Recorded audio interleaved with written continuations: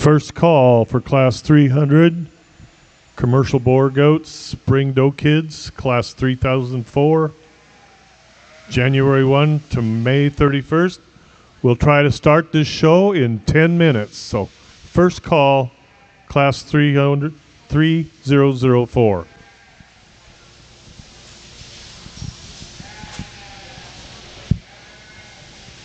I'll make that last change on. Make sure you match mine here quick.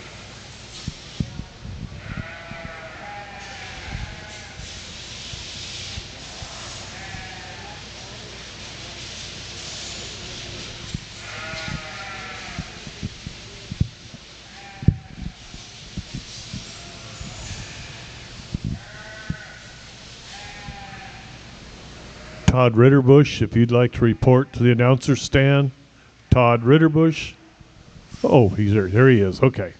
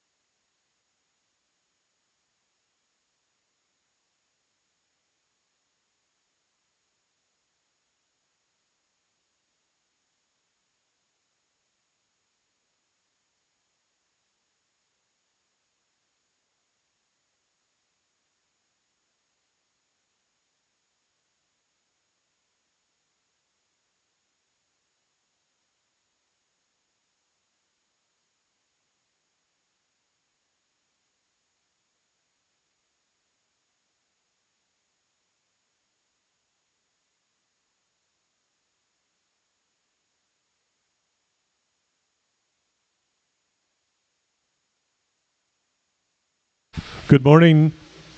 Boer Goat exhibitors, we welcome you to the 2025 Nebraska State Fair. We are about ready to kick off our show this morning. Before we do so, we will have the national anthem sang. Singing it for us will be Todd Ritterbush, who lives in Albuquerque, New Mexico, but Nebraska is his native home. He grew up here in Grand Island and has deep family roots back to the 1860s. He still loves his John Deere tractor, his Big Red Pride. And please remove your caps, stand up, and join us for the national anthem. The flag is over here on the east wall. Thank you. Oh, say, can you see by the dawn's early light what so proudly we hailed at the twilight's last gleaming, whose broad stripes and bright stars through the perilous fight o'er the ramparts we watched were so gallantly streaming. And the rocket's red glare, the bombs bursting in air, gave proof through the night that our flag was still there. Oh, say, does that star-spangled banner yet wave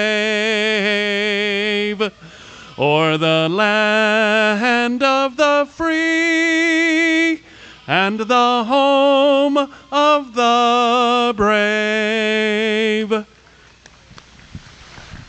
Thank you, Todd, for a job well done. Enjoy your day at the Nebraska State Fair. We'll be here for a while. Come back and see us, okay?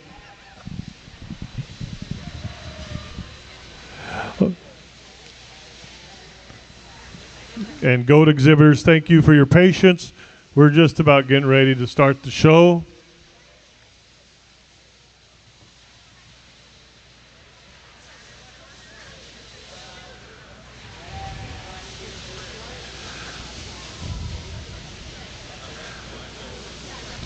Our judge today is Randy Plattner from Chillicothe, Missouri, where he grew up with a diversified row crop and livestock farm in rural Malta, Missouri. He has been involved in agriculture education for 26 years and currently serves as one of the Chillicothe FFA advisors. Randy owns and operates Red Diamond Livestock with his wife and grown children. He has been involved in the Boer goat industry for 20 years. He has evaluated livestock all across the U.S. and enjoys working with livestock producers. In addition to his many other roles, he serves as the Missouri State Fair Meat Goat, Boer Goat Superintendent. Randy enjoys helping others, especially youth, who will be advocates and future leaders of our agriculture industry. He believes the goat industry will continue to grow and expand and strives to do his part to hold its integrity in and out of the show ring. Ladies and gentlemen, please welcome Randy to the Nebraska State Fair. Thank you, folks.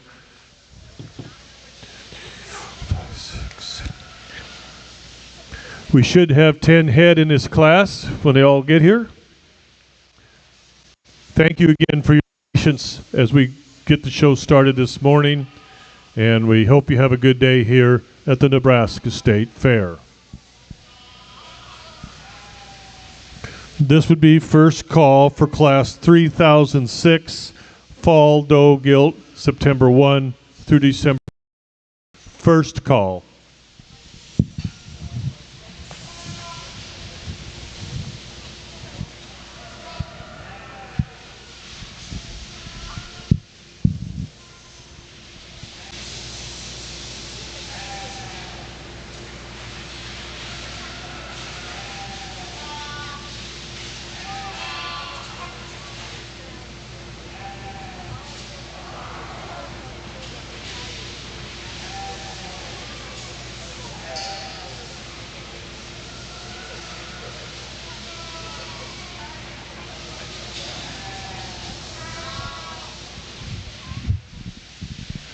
If you, the exhibitors, have any upcoming Boer Goat events you would like to share with the audience, please bring them up to me so I can get them out to you. That would include fall sales, and other boar goat shows that you'd like others to come to. Please come and check in with me here at the desk so I can get that information out to you.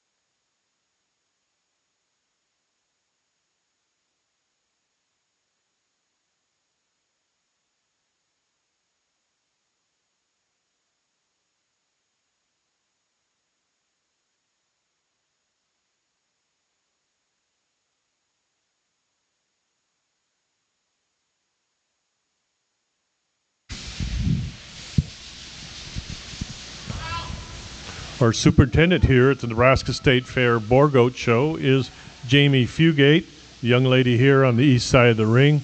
She's been doing this for us for several years, and we appreciate her support. And then just a reminder, the bronze division will start at 3 o'clock this afternoon.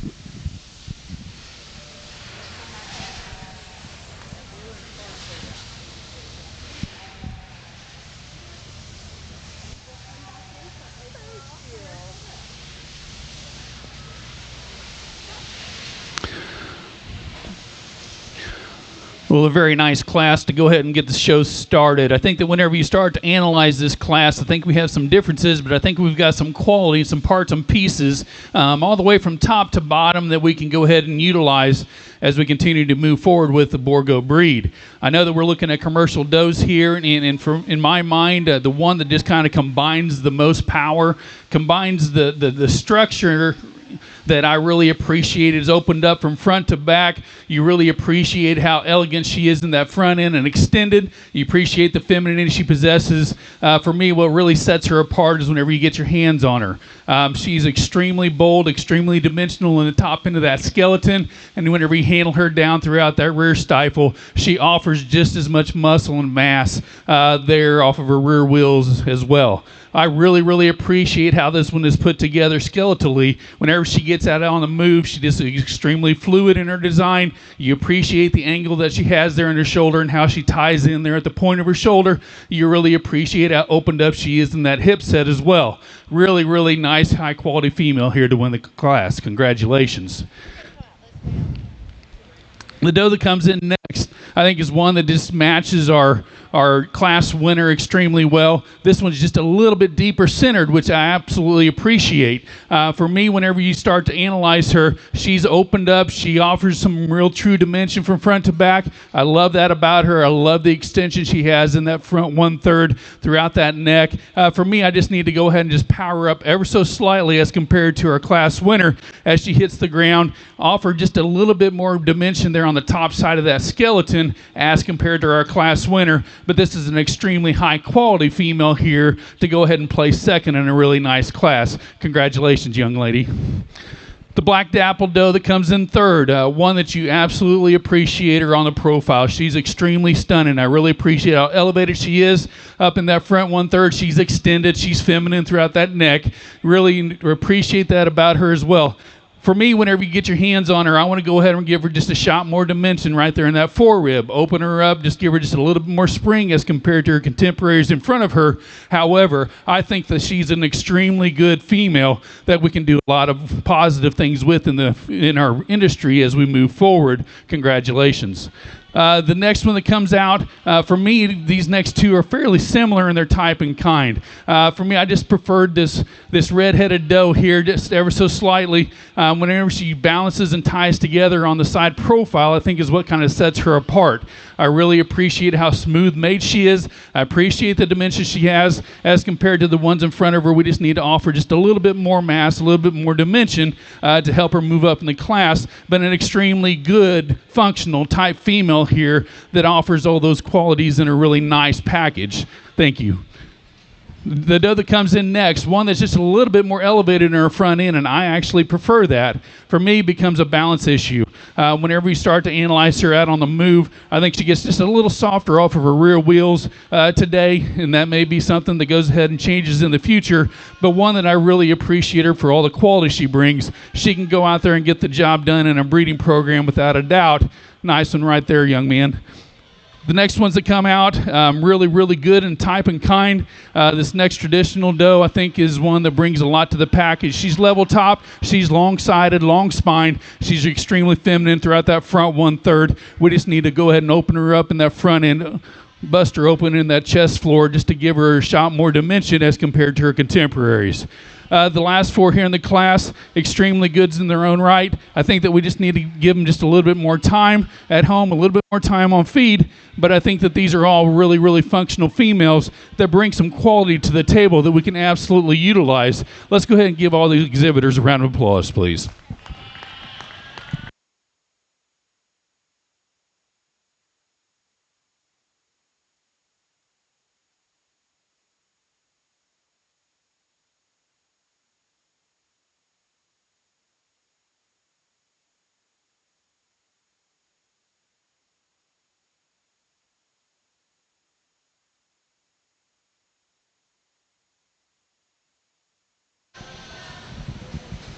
Thank you, Randy, for that placing on that class. We're now ready for class 3006, Fall Doe Kids, September 1 through December 31st. Please bring those three head to the arena right now. This will also be first call for class 3008, yearling does September 1, 2023 to August 31, 2024. And in the last class just completed, first place went to Elsa Brueggemann from Hebron, Nebraska. Second place to Lee Dana from Clay Center, Nebraska. Third to Caitlin Kleinsneck from Cozad, Nebraska. Fourth to Ryan Throckmorton from LaSalle, Colorado. Fifth place to Ryan Throckmorton from LaSalle, Colorado. Sixth place to Lexi Bigham from Colbrand, Colorado. Seventh place to Court Held. Eighth place to Addison Fooch from Friend, Nebraska. Ninth place to Addison Fooch from Friend, Nebraska.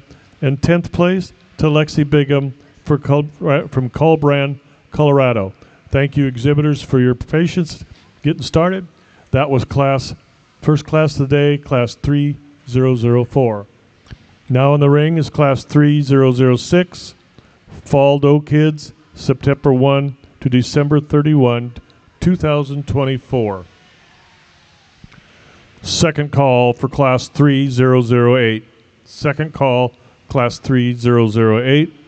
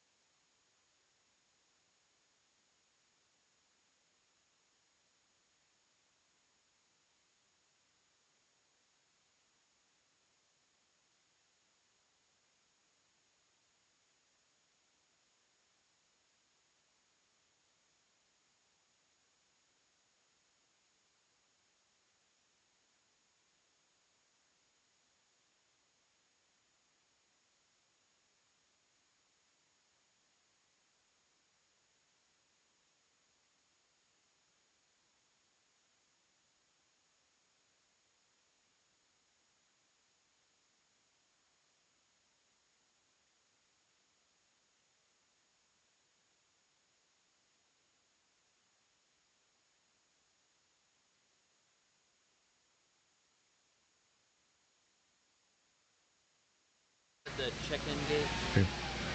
Excuse me. What?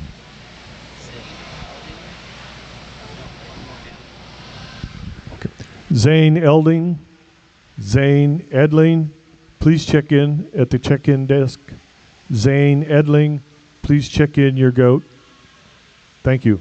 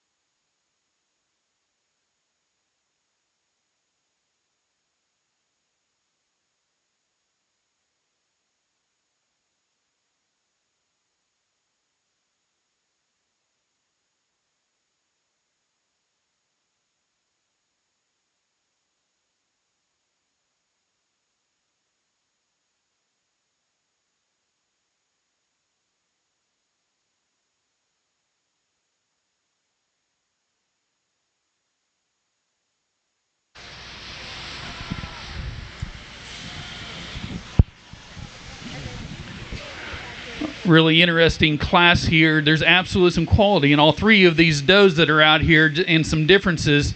Went ahead and took me just a moment to go ahead and sort through those differences, just to go ahead and land on a couple. Went ahead and landed on this paint doe here. One that whenever you analyze her, whenever she gets out on the move, I think that's kind of where she sets herself apart. As far as her skeleton and her design goes, she's really opened up, level topped. You really appreciate that about her. I really appreciate how she ties those shoulders in extremely tight. She offers us some dimension in the front end throughout that chest floor. I appreciate how she ties in from that neck down into that shoulder as well. She opens up into a really nice hip set.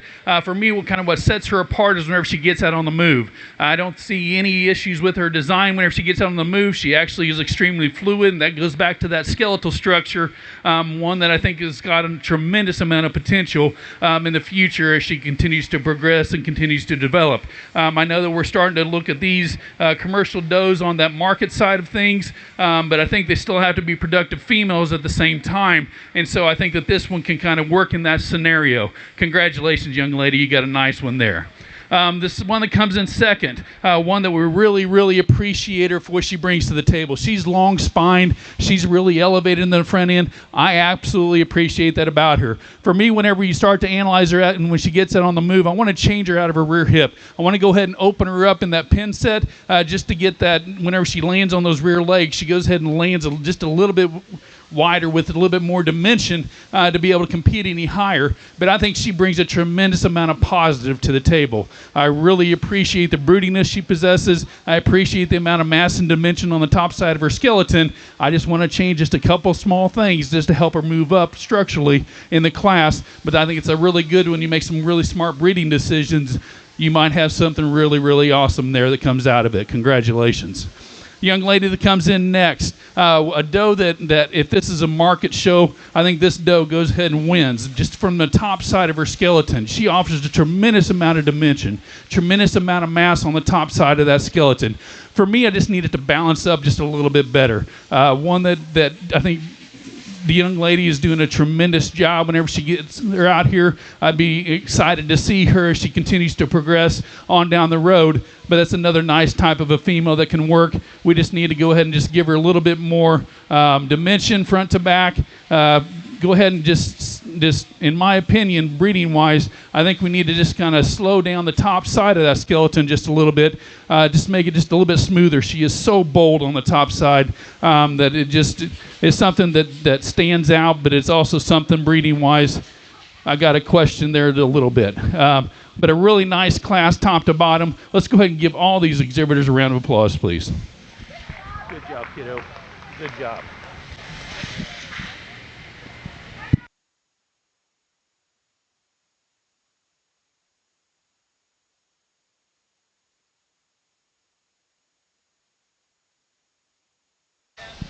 Thank you, Randy. The results of that class are: first place went to Kendall Koss from Deschler, Nebraska. Second place to Addison Fooch from Friend, Nebraska. And third to Kendall Koss from Deschler, Nebraska. That's the results of Class 3006. Now entering the ring is Class 3008. We shall have 3 entries in this class, and afterwards we will choose the Grand Champion Commercial Doe.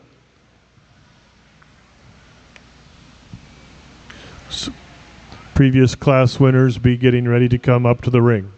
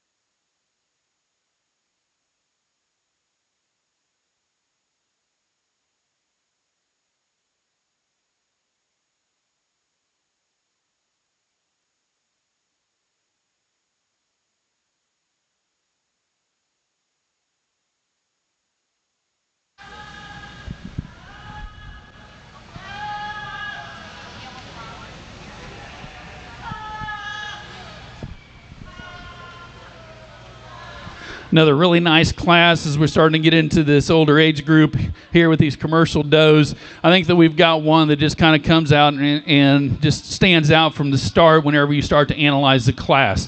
You start to analyze her from a profile. You really appreciate how balanced she is. Really appreciate how much mass and dimension she has on the top side of that skeleton. Really appreciate how she ties in from that shoulder up into that neck.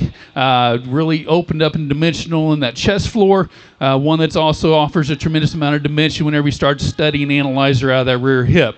I think that this one is just extremely good in her own right. I think she really deserves to go number one. Congratulations. The one that comes in next is one that's extremely, you appreciate the elevation she possesses in that front end. You really appreciate her extension there. For me, it's just a balance issue. I want to go ahead and tuck her up in her chest floor just a little bit more. I want to go ahead and as you analyze her, I want to go ahead and just, I think that on these commercial does, we got to consider the amount of cover that we're having. I think she's starting to get right there. Me, whenever you start to analyze her on that amount of coverage she's carrying, but she's good. I just want to keep that point in mind. But one that's long-sided, one that's really opened up in her hip set, one that offers a tremendous amount of good products right there. I think that we can go ahead and do some things for sure in our breeding program with that type of a doe as well. The doe that comes in third here, one that I think just is extremely good on the side profile. She's level, she's long, she's feminine. I absolutely appreciate that about her. For me, I just need to open her up and offer some more dimension from front to back. For this age group, I need to go ahead and just give her a shot more go. But a really nice class from top to bottom. Congratulations to them all.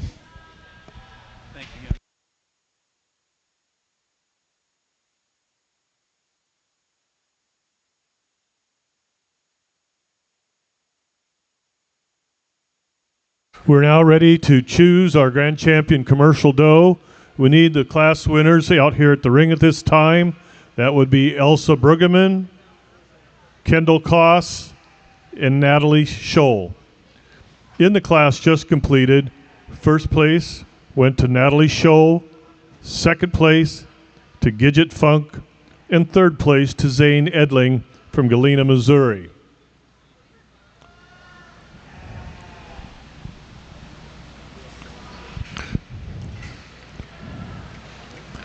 First call for class 3202, first call for class 3202 and class 3204, junior does, kids, March 1 to May 31st, 2025. In the ring now is our selection for our Grand Champion commercial doe.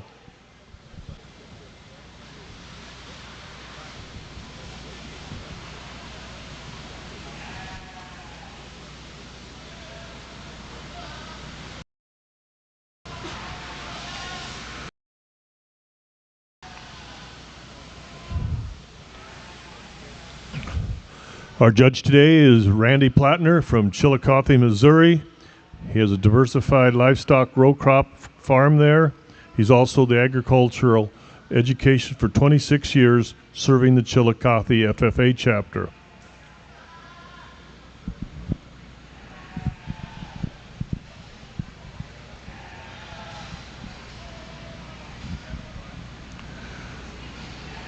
Contenders for this champion Joe include Elsa Brueggemann from Nebrin, Nebraska, Kendall Koss from Deschler, Nebraska, and Natalie Scholl from Anita, Iowa.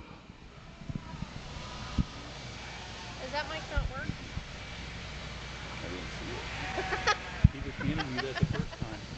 See if that one works. This will work really better. That one works.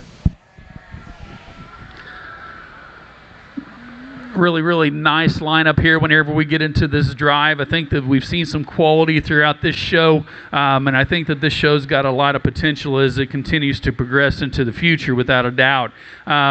I think that whenever we start to analyze, I think hopefully you guys kind of see my preferences. I want a female that's extremely good in her structure, first and foremost, because I think that's something that's longevity-wise, something that's going to transmit into that offspring without a doubt. I think from there we want to start seeing some dimension, some balance. We want to start seeing some of those extra parts and pieces come together for me, just to kind of make a complete package. For me, there's a doe out here that when we start to analyze her, I think she fits that bill. Structurally, she's extremely good. She's opened up and dimensional from front to back. She offers a tremendous amount of mass on the top side of that skeleton. But what's more impressive is how balanced and how she ties together. You get her out on the move. She's extremely fluid in her design, extremely good there, and she gets presented extremely well out here in the show ring as well. Whenever it comes to reserve, I think it gets tight. I think we've got a nice pair here that are in contention. I think that there's some differences there. I think whenever we start to analyze them, I think that there's some differences in the amount of dimension that they have on their skeleton on the top side. I think there's some differences whenever you start to see them as they hit the ground, the amount of mass that they also have there. And then whenever you start to see them out on the move, I think there's just a slight difference in their hip set as well. But I'm going to go out here and choose my champion and reserve champion commercial doe. Let's go ahead and give all these exhibitors a round of applause, please, for bringing these out to us today.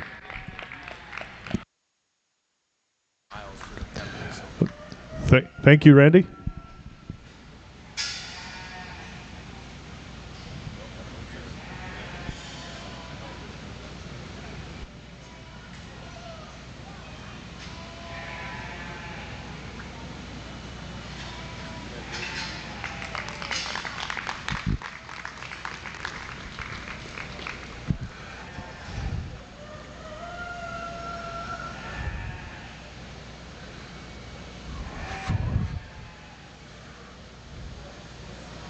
Our champion doe comes from the first class and is owned by Elsa Brueggemann from Hebron, Nebraska.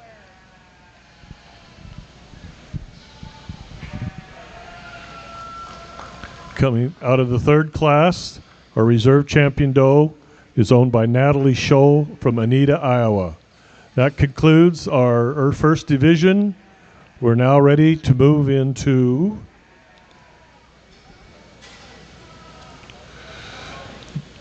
the junior doe kids born January 1st to August 29th of 2025. Please bring class 3202 into the ring. There's only one head. Class 3204, be checked in at this time. Class 3204, please be checked in.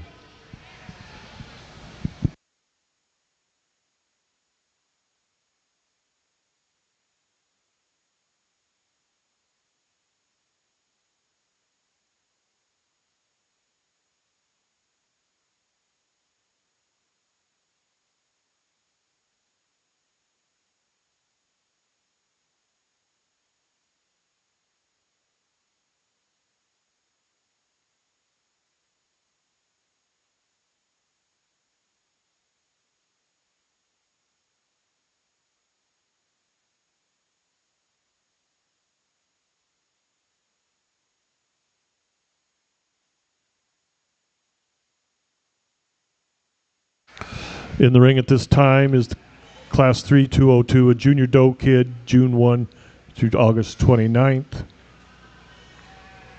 Single entry class, as you could see. All of those in 3204, you should be checked in now at this time.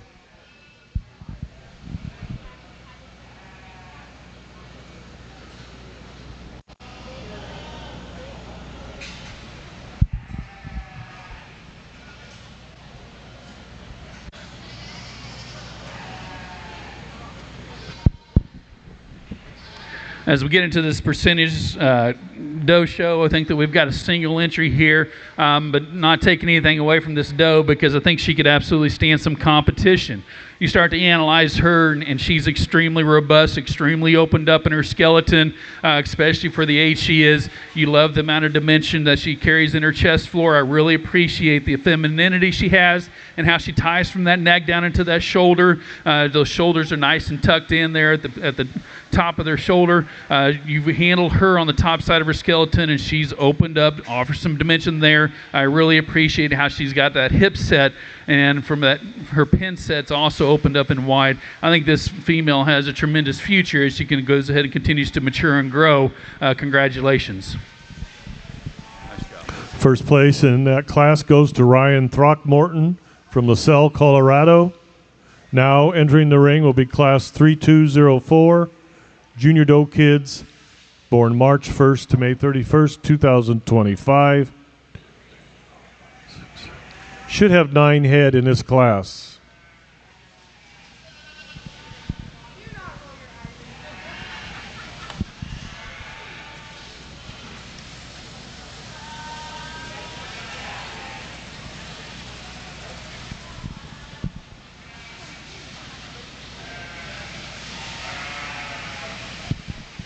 How was that?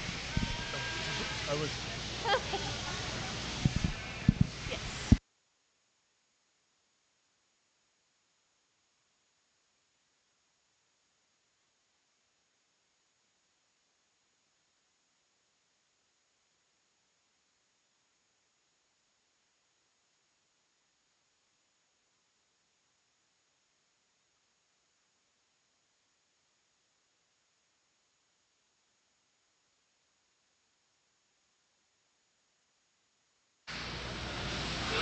We will take a picture break between the percentage does and the full blood does for commercials and percentage exhibitors.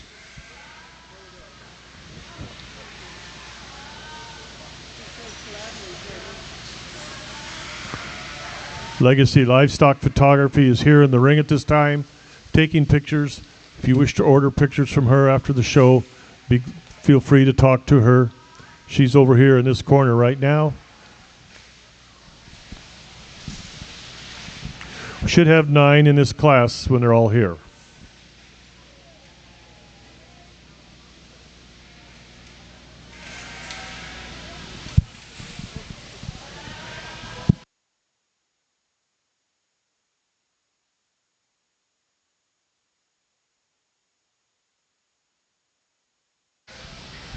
First call for class 3206, Junior Doe Kids, December 1, 24 to February 28th of 25.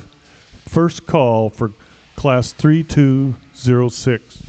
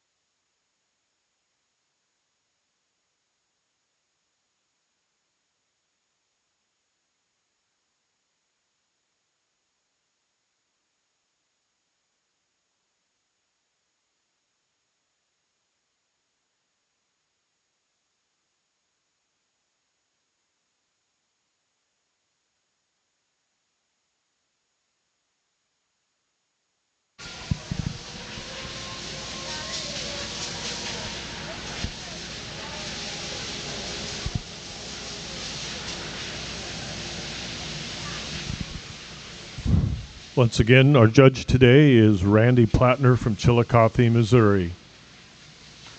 He has a Boer goat operation along with the row crop, and he's also the FFA instructor down there. We welcome Randy and appreciate the job he's doing here.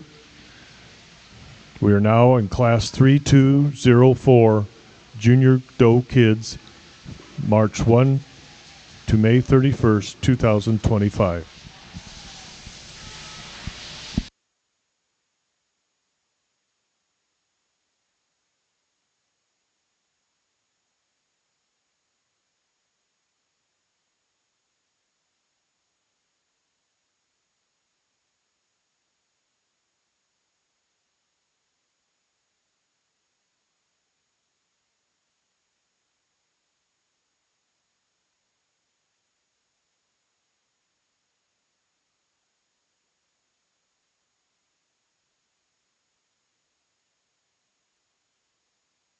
This will be second call for Class 3206 Junior Does, December 1, 24 to February 28th of 2025. Second call for Class 3206. Please come to the check-in area at this time.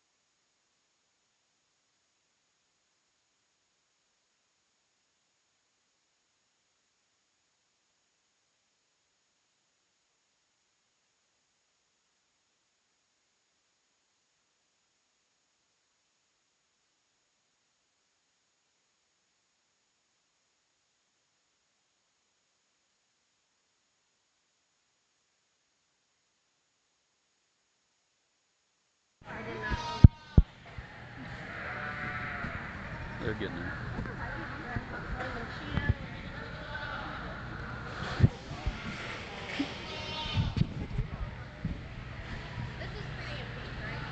Yes.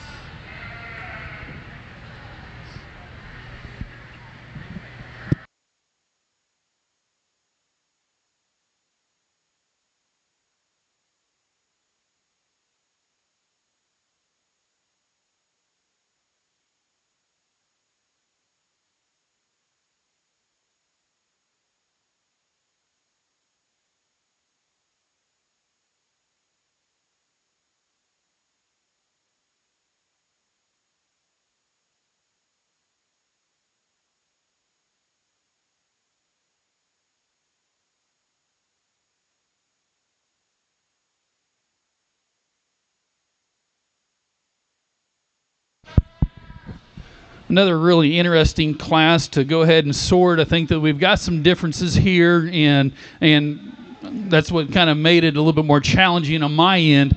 I'm going to go ahead and talk these so you can kind of understand where I was going with this. Starting to look at this class, I think that there was one that just had to go ahead and sort her way to the top. One that whenever you start to analyze her from a structural standpoint, I really can't poke any holes in her. One that's extremely wide-based, both wide in the top side of her skeleton and also as she goes ahead and gets out on the move. I think that this red paint does is extremely, extremely good. You really appreciate the femininity she possesses. You really appreciate the dimension she has from front to back. I really appreciate how she gets out on the move, and it is extremely, extremely good. Those legs hit where they're supposed to. Those feet hit where they're supposed to. I think that this one has a tremendous amount of upside as you start to analyze this class. Extremely good. Congratulations there, young man. I think the one that comes in next, I think, is another one that just kind of fits type and kind structurally as we start to analyze her. One that is extremely level topped as well. One that's extremely long and feminine up through that front 1/3, opened up in her chest floor. She offers a tremendous amount of dimension on the top side of her skeleton. For me today, as she hits the ground, if she could go ahead and just give her just a little bit more mass there, I think that she would go ahead and give that one in front of her just a little bit harder run for her money. But I can't poke any holes in this one structurally as well. I think she's extremely good in her own right. I think that it'd be really interesting to see where she's at 3 to 6 months on down the road as she continues to mature and develop. Thank you very much. Congratulations. The red one that comes in next is one that's extremely long and elegant. I love that about her. One that you really appreciate the broodiness she has. She's really deep throughout that center 1/3 of her body. For me, I just need to open her up. I just need to give her a little bit more mass from front to back to be able to compete any higher in the class today. But when she gets out on the move, she's really good in her structure. She's really good as she hits the ground right there, extremely strong. I think that this one right there, just in my opinion, just kind of fits right there in that third hole extremely well. Congratulations. The one that comes in next, these next two are problem childs for me, just to be honest. I really appreciate the dimension they possess. I really appreciate the amount of dimension and bone work and framework that they have. I really appreciate how they tie all those parts and pieces together. The issue for me is whenever they hit the ground. These get just a little bit more weaker on their pasterns right there as I was sitting and analyzing them out on the move, and maybe they just didn't give me the best look here in class today. But I think that these also have a tremendous amount of positive parts that we can go ahead and push forward within our industry just to continue to try and make better. I appreciate the top side of their skeletons. I appreciate how they're put together. Once again, I just want to see them hit the ground just a little bit stronger out of those wheels to help move any higher in the class today. But two really nice females right there to go 4 and 5. The rest of the class here, I think that we've got some quality without a doubt. I think that they're extremely good in their own rights. For me, whenever you actually get your hands on them, I just need to be opened up a little bit more from front to back. Just go ahead and just offer them just a little bit more dimension. But all in all, I think you got extremely quality goats here. Let's go ahead and give all these exhibitors a round of applause, please.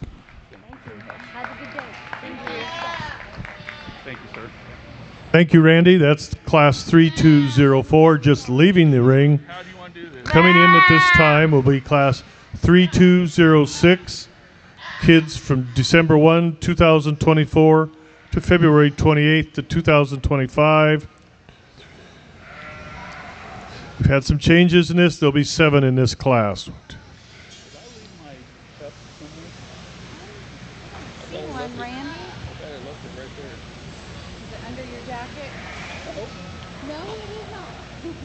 What were you drinking, Randy? And I can go.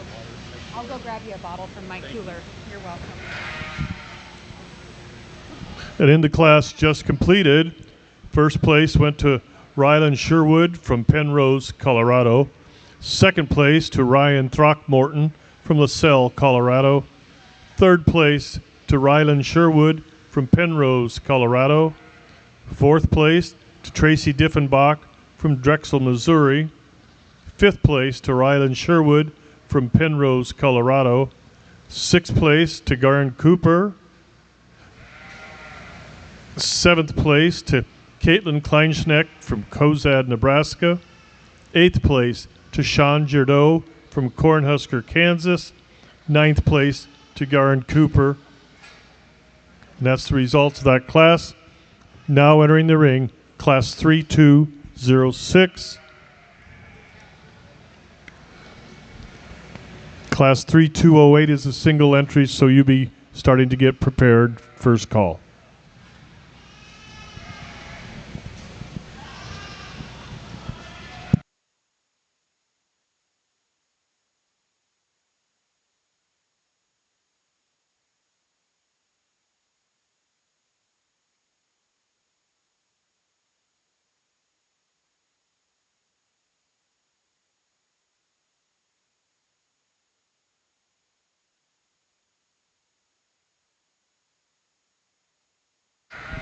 Been asked to announce about some important Colorado events coming up. The Colorado Boer Goat Association Labor Day Classic is Friday, August 29th through Sunday. There'll be 3 ABGA shows and 2 JABGA shows. Saturday will be the CBGA Fall Doe Classic sale on herdbuilder.com. Does will be showcased at the show Saturday AM.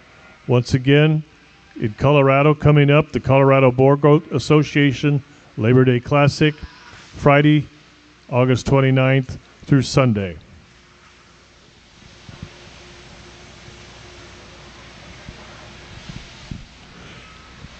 In the ring at this time is Class 3206.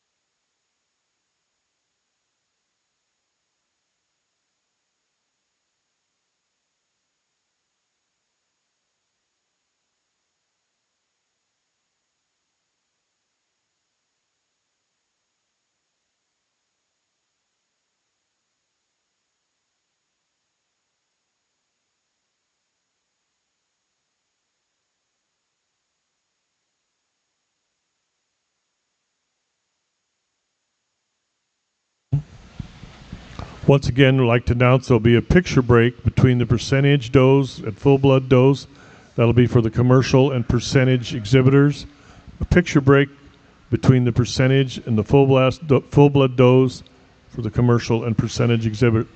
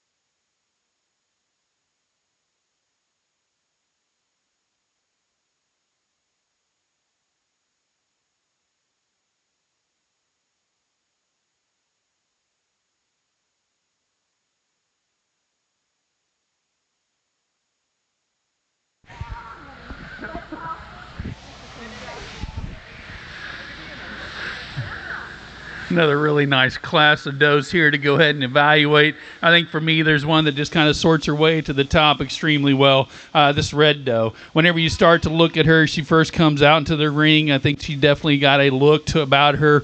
You really appreciate the femininity she possesses throughout that front 1/3. Love the character she has in that skull. Really appreciate how she combines and ties that neck down into those shoulders. Really appreciate how tight and how set that shoulder is and the angle that it also possesses to allow her just to stretch out and get out on the move extremely fluid. She's opened up in her chest floor. She's really deep centered throughout that center 1/3 of her body. She offers us a tremendous amount of dimension on the top side of that skeleton as well. What's even more impressive for me is whenever she gets out on the move, she's walking away from you, that hip set and how she's designed back there. She just tracks extremely wide, extremely good. That's a really nice female there to go ahead and win the class. Congratulations. The doe that comes in next, she was first out. I remember her. I was like, well, there's one of them. And so whenever you start to see her on the side profile, you absolutely appreciate her. She's long spined. Really appreciate that about her. She's really good in her front end. She ties from that neck down to that shoulder. I'd like to maybe possibly to smooth that out just ever so slightly from that neck down into the point of that shoulder. That's being really nitpicky, though. She's really opened up in her chest floor, offers some dimension from front to back. For me, I just need to open her up in her pin set just ever so slightly to be able to compete with the one that's in front of her. But that, folks, that's a really high-quality type of a female there that anybody would be happy to be able to lead into the ring. Congratulations. The red doe that comes in next is one that I absolutely love, the front 2/3 of this one. She's extremely good. You love the character, the breed character she has about that skull. I really appreciate how she ties from that neck into the shoulder. She's open up in her chest floor, and then she's really good. For me, I want to go ahead and open up in her pin set as well. Just give her just a shot more dimension back there. As she gets that on the move, I think she goes ahead and just kind of shortens up there just ever so slightly, but one that I think brings a tremendous amount of positives to the table that she absolutely deserves to go number 3 in the class. Congratulations. The one that comes in next is an extremely functional type female. She's long spined. She's deep centered. She's really elegant throughout that front 1/3. For me, it's just a balance issue. I just want to go ahead and see her balance all those really awesome parts and pieces together just a little bit better to be able to compete any higher today. But that one's a really good one that has a tremendous amount of potential in the future as she goes ahead and continues to develop. The one that comes in next, one that's extremely good in her own right. I think that whenever you analyze her, you appreciate how she bounces up. Whenever you start to analyze her from front to back, for me, I just need to open her up a little bit more. Offer some more dimension from front to back. Open her up in her chest floor right there, and that may go ahead and come on as she develops. But as compared to the contemporaries ahead of her, I think that's where we need to go ahead and change her and just give her just a shot more dimension there. Congratulations. The red paint that comes in next is one that's really striking on a profile. Whenever you start to analyze her, though, I think we need to go ahead and change her out of her hips. I think we need to offer her just a little bit more dimension back there to be able to compete any higher today, but she's deep-centered, she's long-spined, she's level-topped. I think she brings a lot of positives to the table for sure. And the one that goes ahead and rounds out the class, this traditional doe, one that once again, I think she's got a lot of good parts and pieces to utilize. We just need to go ahead and just scale them up just a little bit to compare to her contemporaries in the class. All in all, a really nice quality class from top to bottom. Let's go ahead and give those exhibitors a round of applause, please. Thank you, Randy, for your comments. In the class, just now leaving the ring, first place went to Llewellyn Farms from Minnebum, Iowa. Second place to Ryland Sherwood from Penrose, Colorado. Third place, Tracy Diffenbach from Drexel, Missouri. Fourth place to Sherry Reynolds from Narca, Kansas. Fifth place to Gidget Funk from Houstonia, Missouri. Sixth place to Caitlin Kleinschnick from Cozid, Nebraska. And seventh place to Laura Edling from Galena, Missouri. That's the results of Class 3206. Now entering the ring is a single entry Class 3208. Well, the program must be wrong, but we got 2 out there. So this is Class 3208. Class winners from the last 2 classes, please bring your class second place winners up to the ring as we prepare for the Junior Division Champion.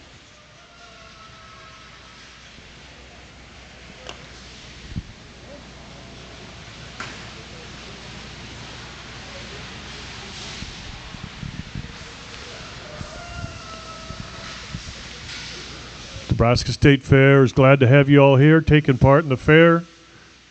We got a big day with many livestock shows, and then if you're a music lover tonight, you can go to hear the sounds of the Sawyer Brown Band. There'll be a free concert over in the East Arena. You're welcome to go over there at 7:30 for a free Sawyer Brown concert.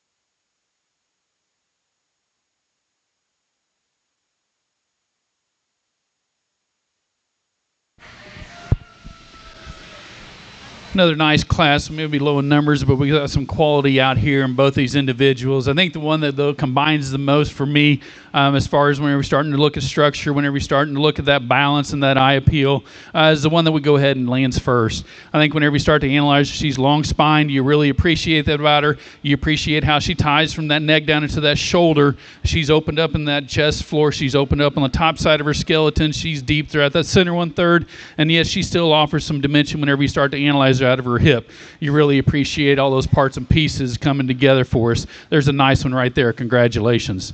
The one that comes in next, one that's extremely long spine, extremely opened up and broody throughout that center 1/3. I appreciate that tremendously.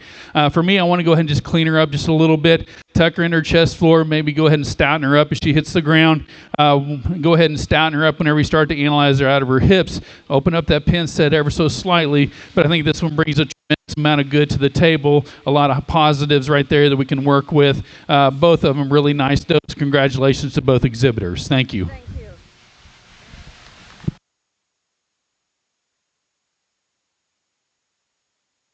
you. For those comments. Class 3208 leaving the ring right now. And now entering the ring will be our selection of our junior champion.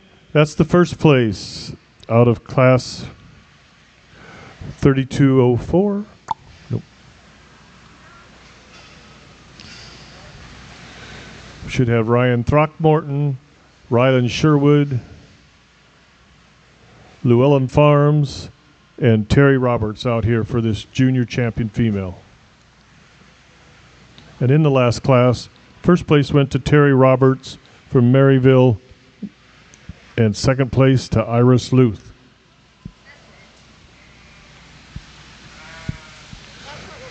First call for class 3210 yearling does, May 1st to August 31, 2024.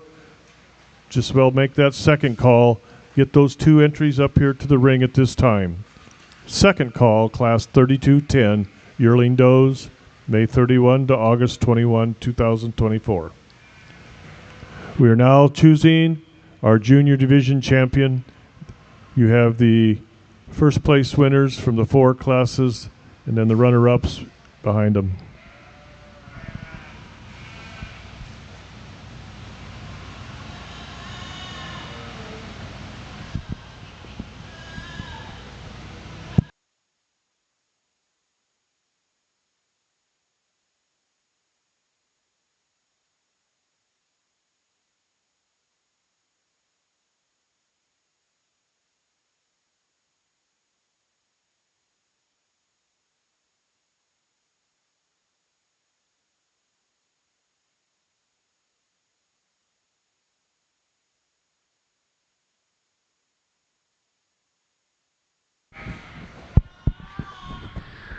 As we get out here in this junior division for these percentage does, I think you absolutely have some quality. I absolutely appreciate that.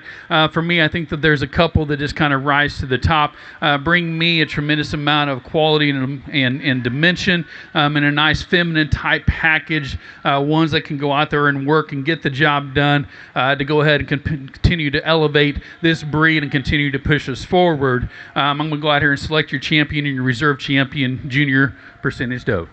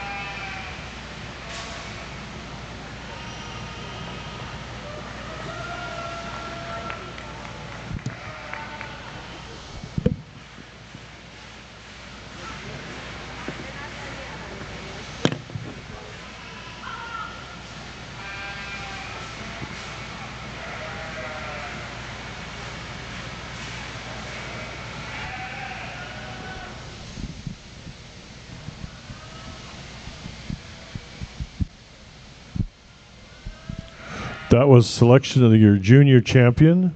We'll now move on into the yearling does. There will only be 2 entries in this class, class 3210. So that was our grand, and then this one was our reserve. Okay. And in that division, the grand champion went to Llewellyn Farms from Minburn, Iowa, and reserve champion to Ryland Sherwood from Penrose, Colorado.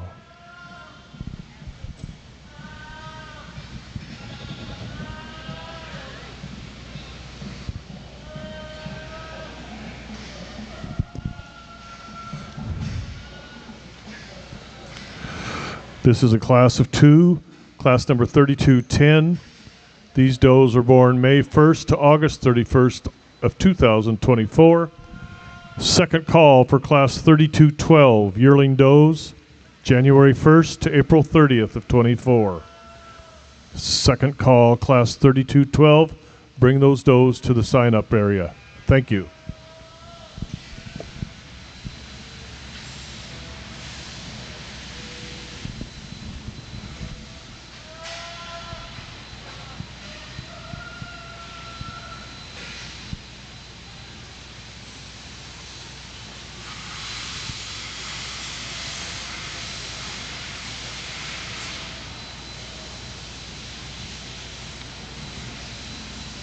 We have to check tattoos, and they can't get the tattoos on the iPad, so I have to check them on here.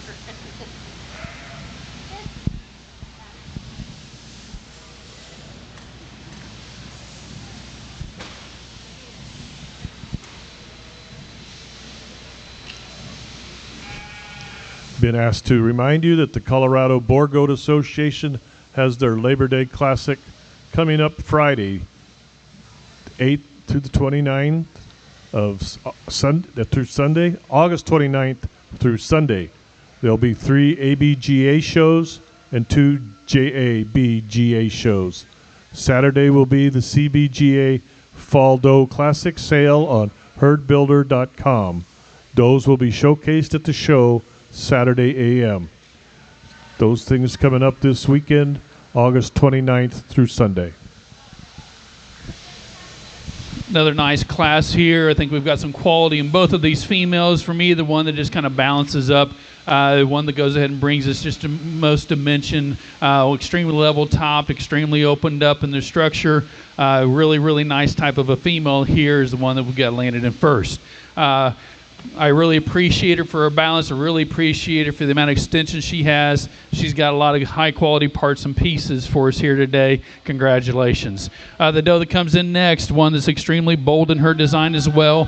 One that's extremely level topped, long sided. For me, as compared to her contemporary, we need to go ahead and just deepen her slightly in that flank just to give her just a little bit more of that wedge. But two really, really nice females here for us. Congratulations to both exhibitors. Results from Class 3210 are first place to Ryland Sherwood from Penrose, Colorado. Second place to Terry Roberts from Maryville.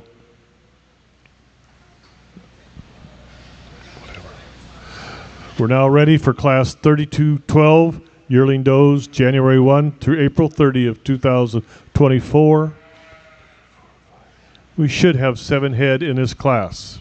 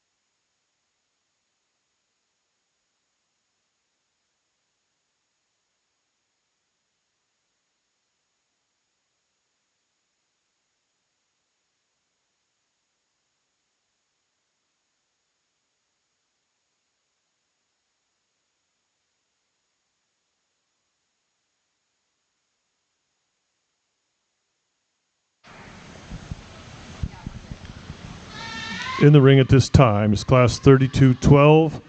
First call for Class 3214. So here's what we ended up with.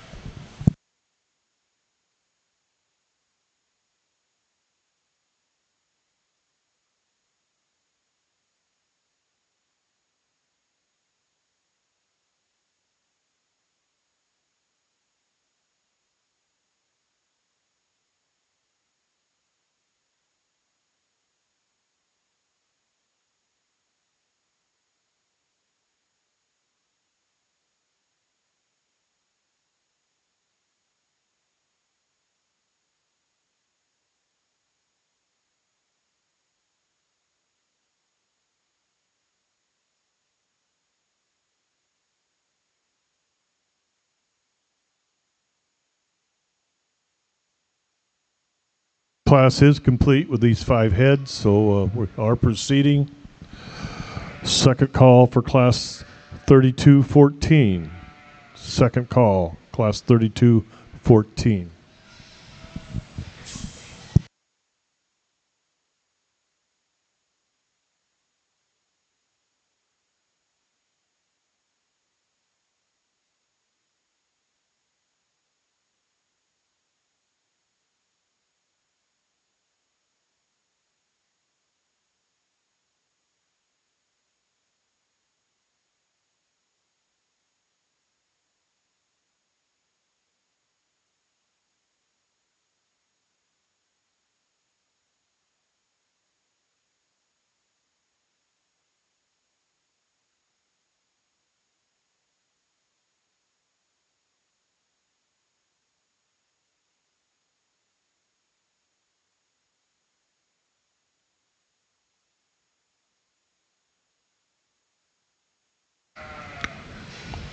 Zane Edling, please bring your entry to the check-in stand. Zane Edling, please bring your doe to the check-in. Thank you.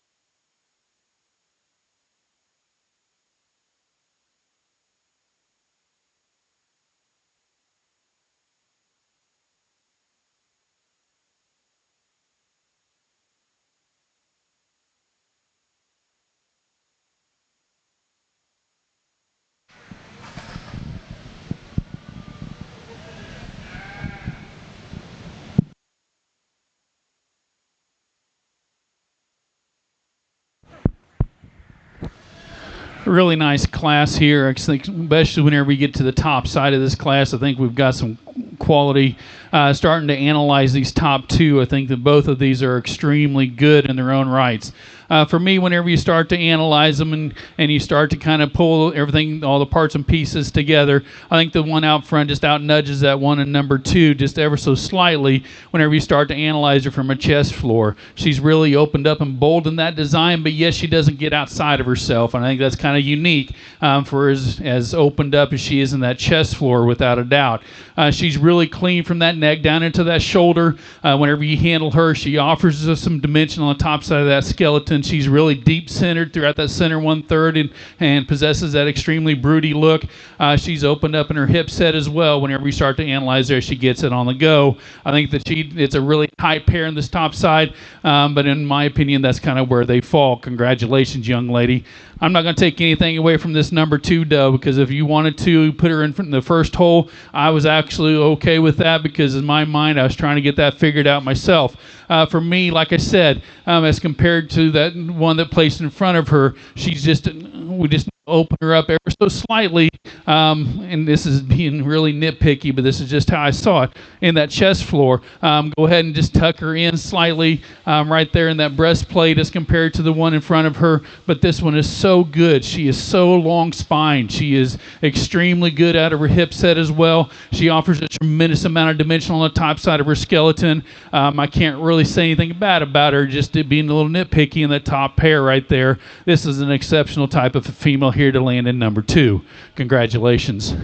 The one that comes in three, one that once again is extremely long-sided, offers us some dimension on the top side of her skeleton. She's really broody throughout that center 1/3. For me, I just want to go ahead and just clean her up and help her to transition ever just a notch better from that neck down into that shoulder. Go ahead and just tuck her in her chest plate just ever so slightly to go ahead and just give her that look. I want to go ahead and just pull her up off of her front legs. Go ahead and just move them up, or just tuck that chest plate in, however you want to do it, just to go ahead and clean her up in her design right there.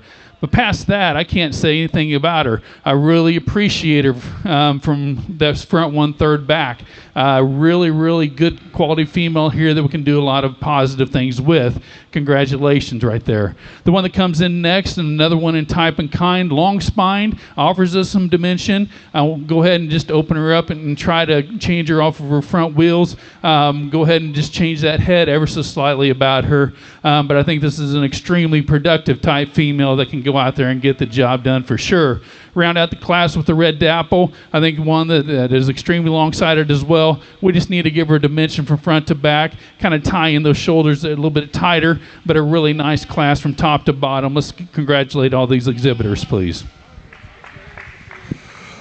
Okay, this is the results from class 3212, just leaving the ring. First place went to Caitlin Kleinneck. Second place to Garen Cooper from St. Francis, Kansas. Third place to Ryan Throckmorton from LaSalle, Colorado. Fourth place to Sean Jerdot from Concordia, Kansas. And fifth place to Iris Luth from Ravenna, Nebraska. That's the results from class 3212. Now entering the ring is class 3214. Please bring back your first and second place class winners as we prepare to do our yearling division champions.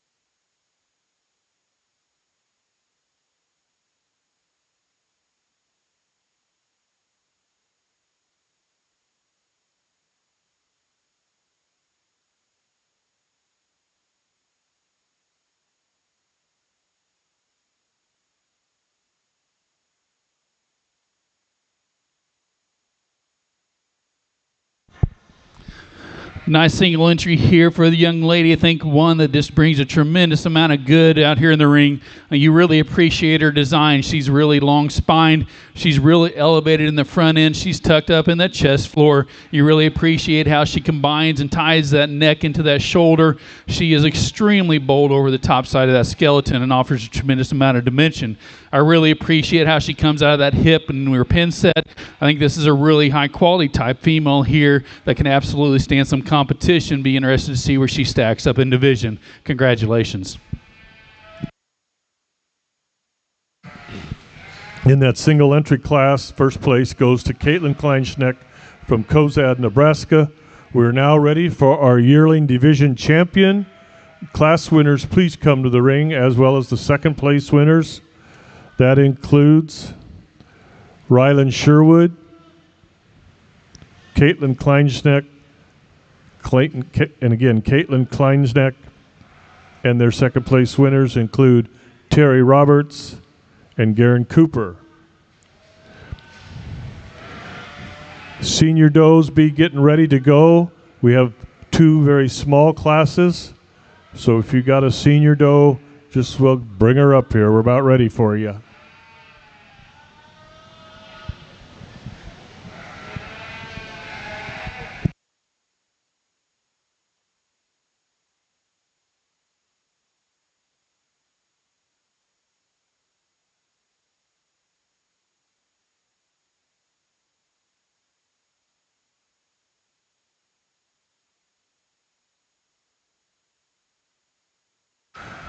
We should have 3 first place winners and 2 second place winners, choosing the yearling division champion of the percentage show.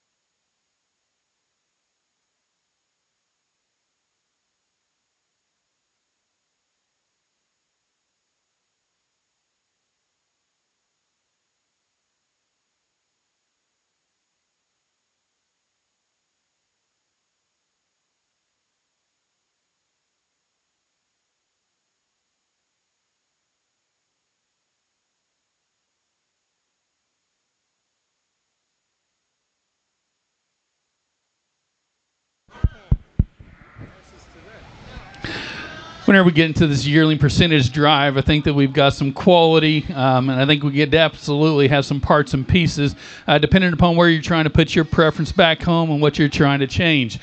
For me, there's just a doe that just is a combination type female, one that offers extremely good in her structure.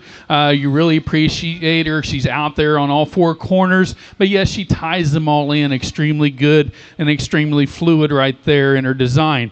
Whenever you start to analyze, she's really bold throughout that center 1/3 of her body. You handle her on the top side of her skeleton, and she offers a tremendous amount of dimension there. She's extremely good, and whenever she sets down and she hits the ground, really bold and opened up in the bottom 1/3 of that skeleton as well. I really like this one a lot. I think that she's going to do extremely good things. Young lady here out of the center division class, she's going to be your champion. Congratulations.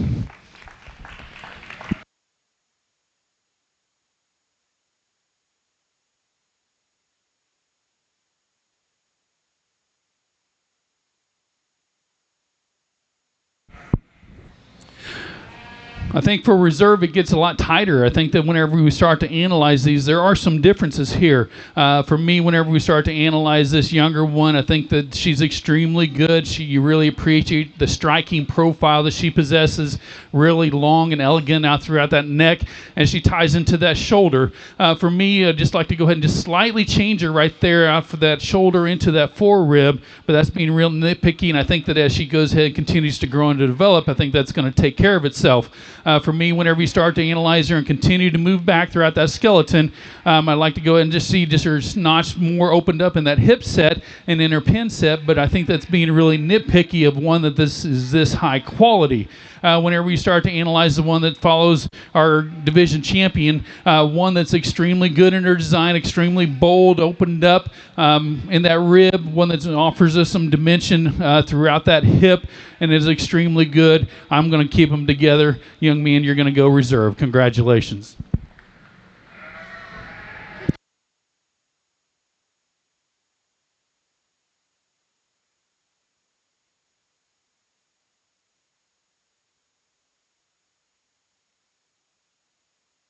And the champion from this division goes to Caitlin Kleinschnitt. Caitlin comes from Cozad, Nebraska, and the reserve to Garen Cooper from St. Francis, Kansas. That concludes that division. We'll now move into the senior doe division. It's very small. There's only 2 classes with a total of 3 entries. So class 32-16, you can please enter the ring at this time. This is a single entry class.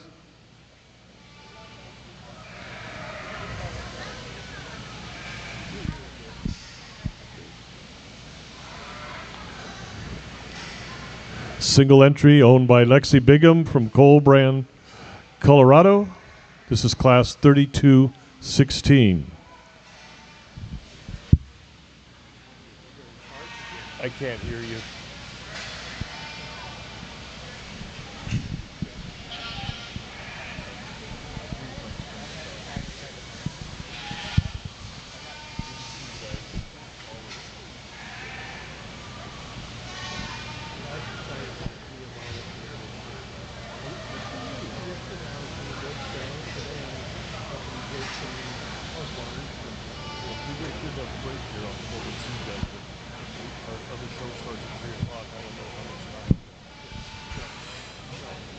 Thank you.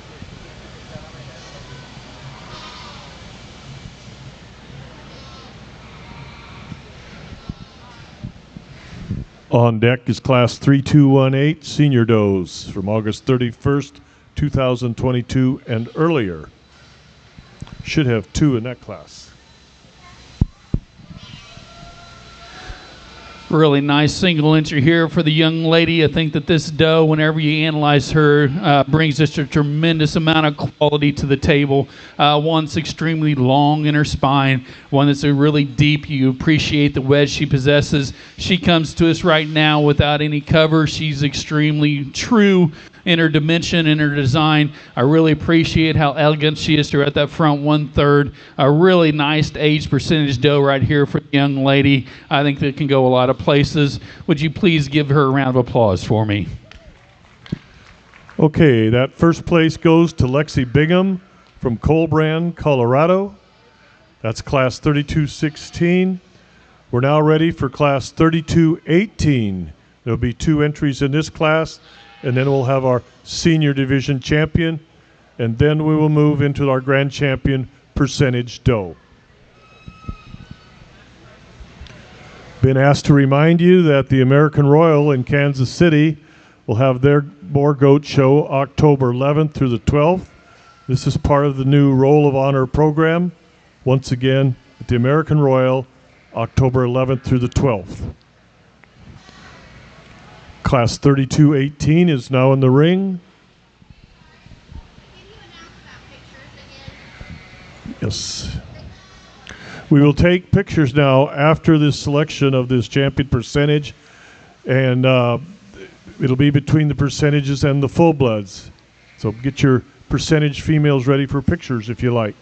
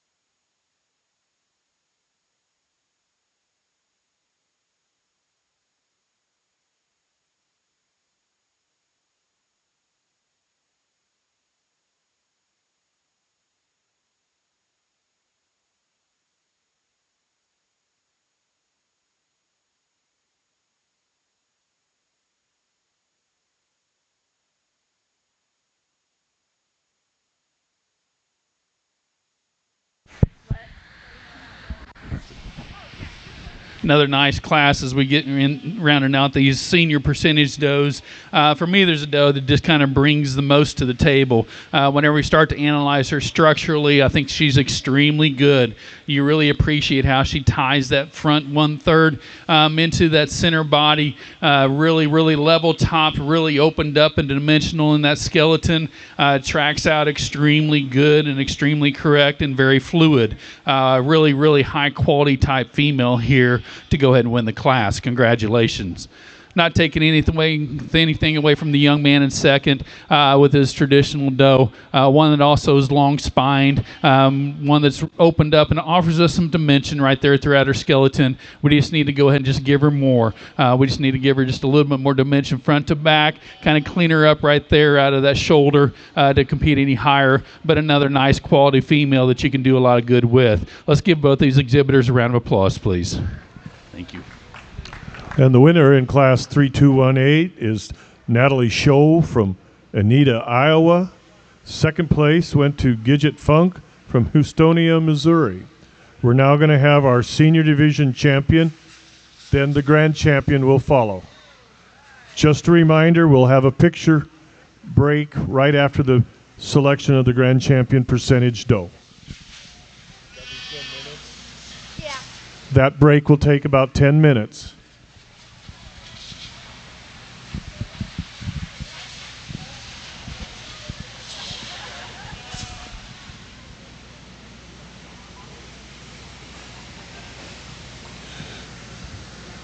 Competing for this champion, we have Natalie Scholl and Lexi Bingham.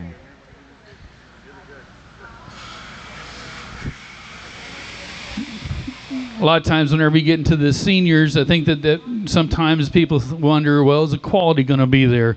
Well, I'm going to tell you the quality's out here today. I think that we've got some exceptional type females, especially at this age, that are still putting it together and that are still offering us what they've got, and they're out here showing us how they're designed, how they're built to kind of go that long haul. Absolutely appreciate that about them, and I appreciate that just from a breeder standpoint as well.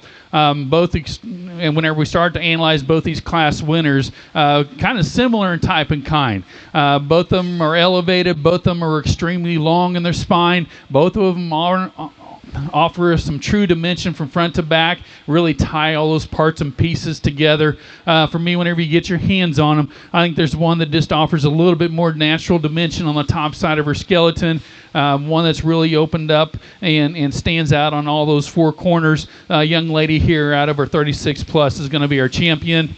Whenever we start to analyze that, I think that we have to go with the 24 to 36 to go ahead and be reserved. Congratulations to all of our exhibitors.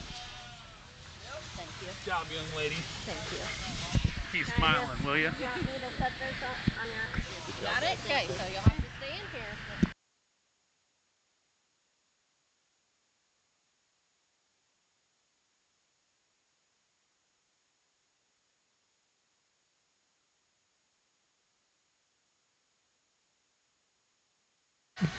These does entering the ring will now be competing for the champion percentage doe.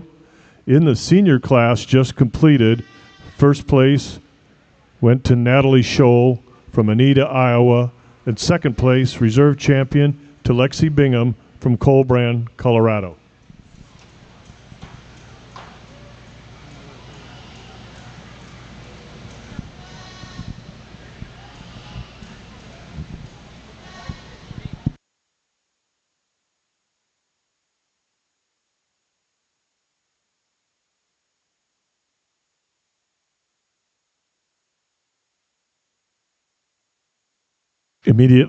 After this class, we will have about a 10-minute break, photo ops over at the sign over there. So we'll take about 10 minutes for photos before we move into the full bloods.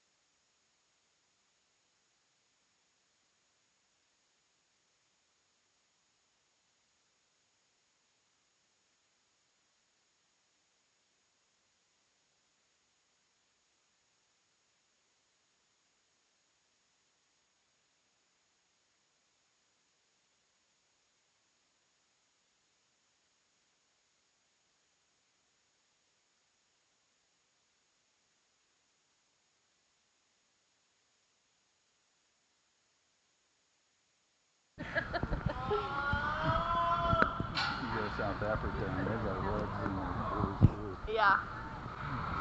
So maybe have those jeans carry on. Ladies and gentlemen, as we get in here into our open percentage doe show and we start to look at this grand drive, I think we've got some exceptional quality, and there's been a lot of good females that were out here that didn't make it out this far. If you would help me, and let's go ahead and give all those exhibitors a round of applause, please. Absolutely appreciate this. Whenever you start to analyze all 6 of these individuals out here, without a doubt, we have quality in each one of them. Really appreciate the consistency as we're looking at this. Really appreciate how they're tied and structurally put together. I think that we've got some exceptional quality out here once again. For me, whenever you start to analyze it, I think that you start to pick it apart and you start to look at those little extras that kind of come to the table at this point in time. I think because each one of these are extremely good in their own rights. For me, I think there's a female here as you start to analyze her, one that is just extremely good, one that's really balanced, opened up in her chest floor, opened up in her structure. Whenever you analyze her and you get your hands on her, she's got a tremendous amount of dimension along the top side of her skeleton. She's really tucked up in that chest floor, really offers us a tremendous picture from a side profile. One that I think that just has a tremendous upside. I'm going to go out here and select your overall grand champion percentage doe. Once again, let's give all these exhibitors a round of applause, please.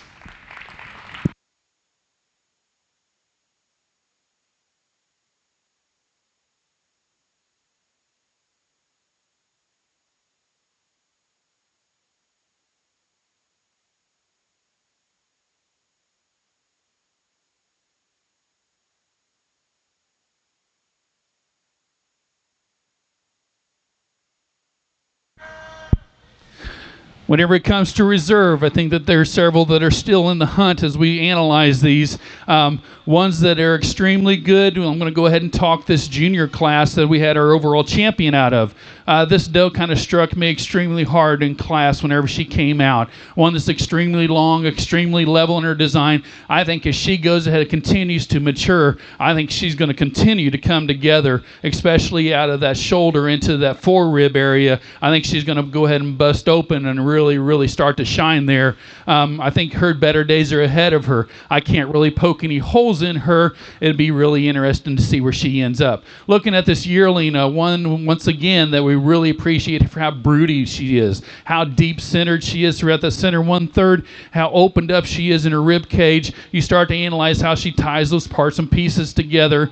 Once again, a really high quality type female right there. Then we start to analyze this senior doe, one that at this age, at 36 plus, you start to analyze she's extremely long in her makeup, long spine. You really appreciate how elegant she is throughout that neck. At 36 plus, she's tucked up in her chest floor enough for me. One that's out there on all corners. You get your hands on her, and she offers us a lot of dimensions still at that age on the top side of her skeleton.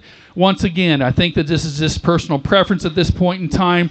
All of these females out here, especially as we start to analyze those ones that are in second, I think are extremely good. I'm going to go out here and select your reserve overall grand champion percentage doe.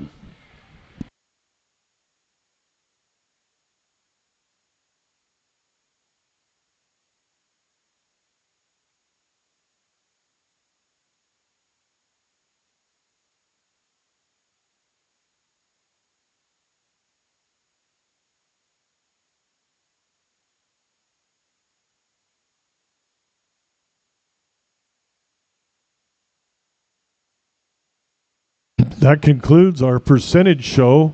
We'll have about a 10-minute break here now as we get ready to move into the full blood division.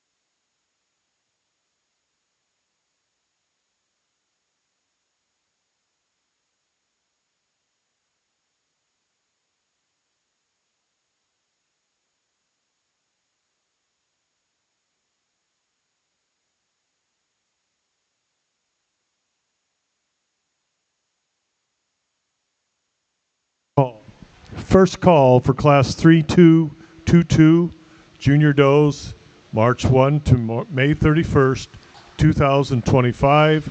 First call, Class 3222. We should have 5 entries in that class.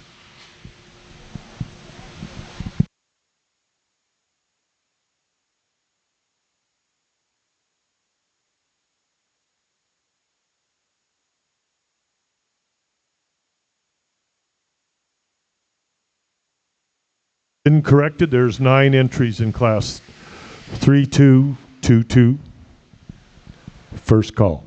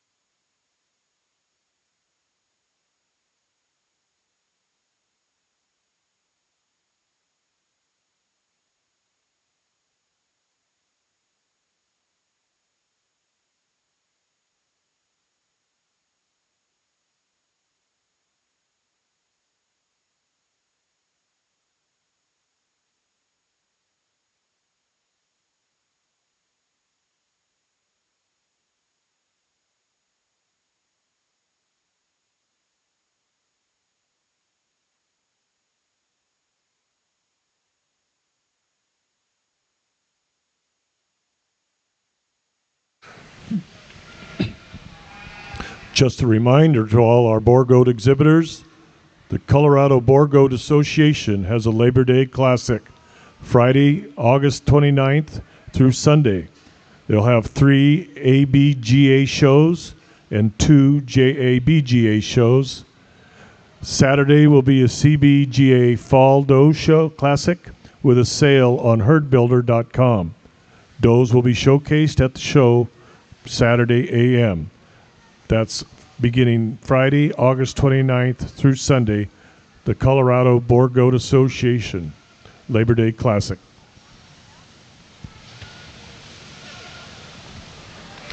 And the American Royal at Kansas City will have their Boer Goat show October 11th through the 12th.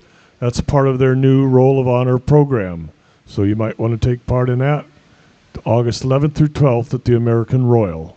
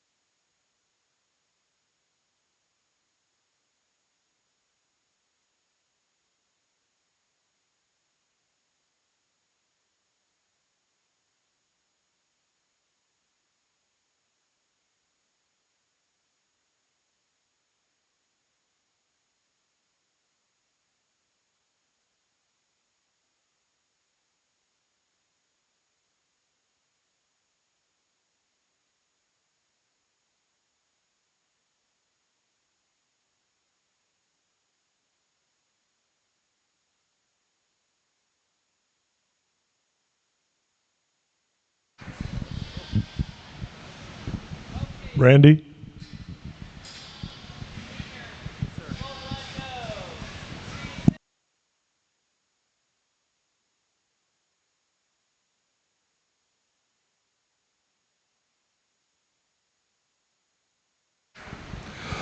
Okay, Boer goat exhibitors, we're about ready to start rolling again. Let's get class 3222 checked in. Junior does March 1st through May 31st, 2025. There should be 9 head in that class, and I sure don't see you out there at this time, so bring those does up. Thank you.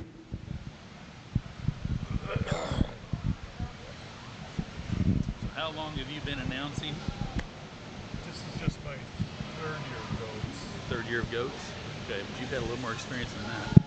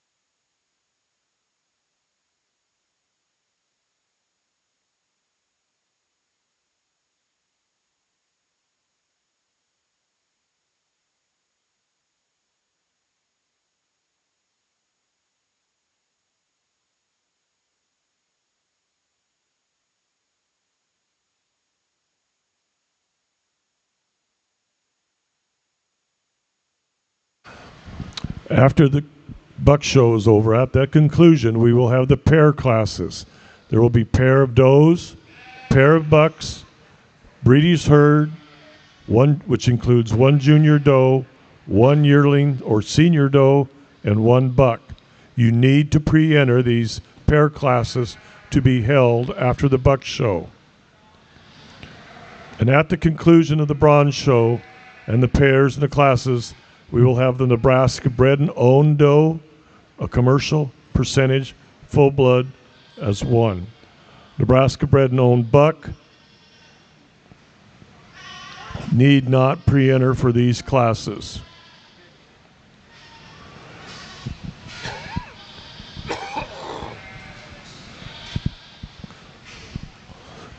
Last call now for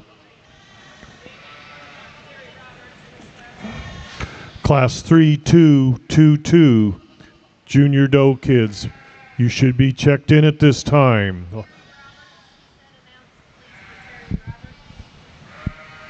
want Terry Roberts to come? Terry Roberts, please come check in at this time.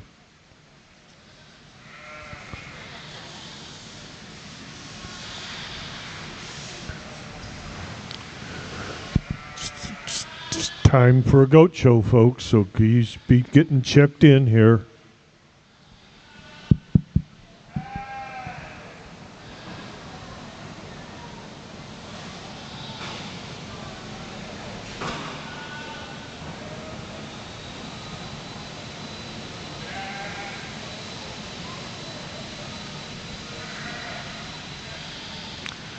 So this will be first call for class 3224 junior does December 124 through February 28th of 25. First call.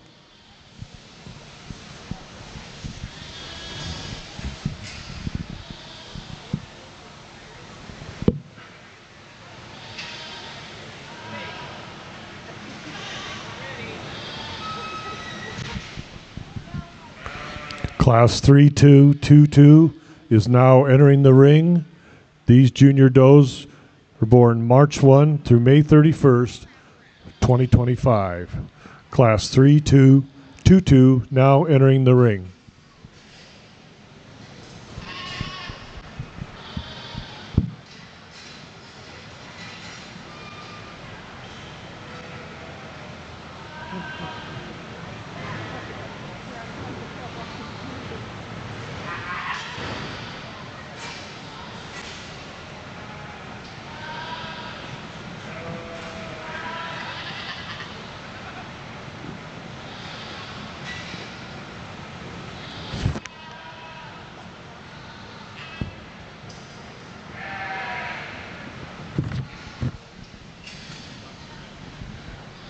Jamie, are we short one?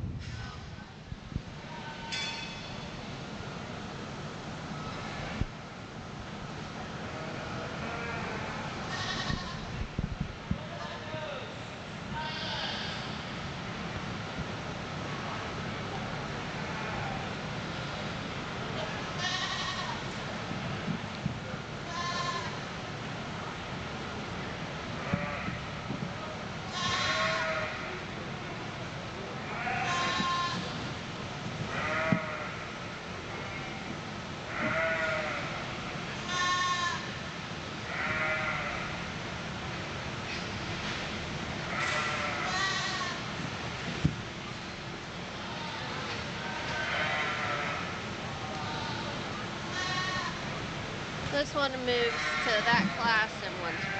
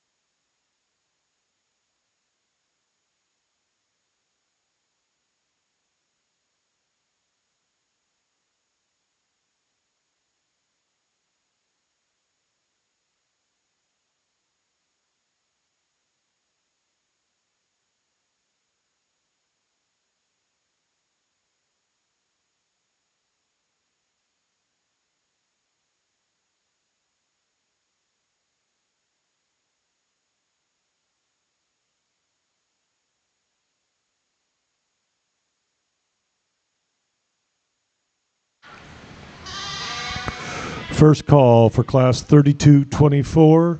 First call, class 3224. Junior does December 1, 24, February 28, 25.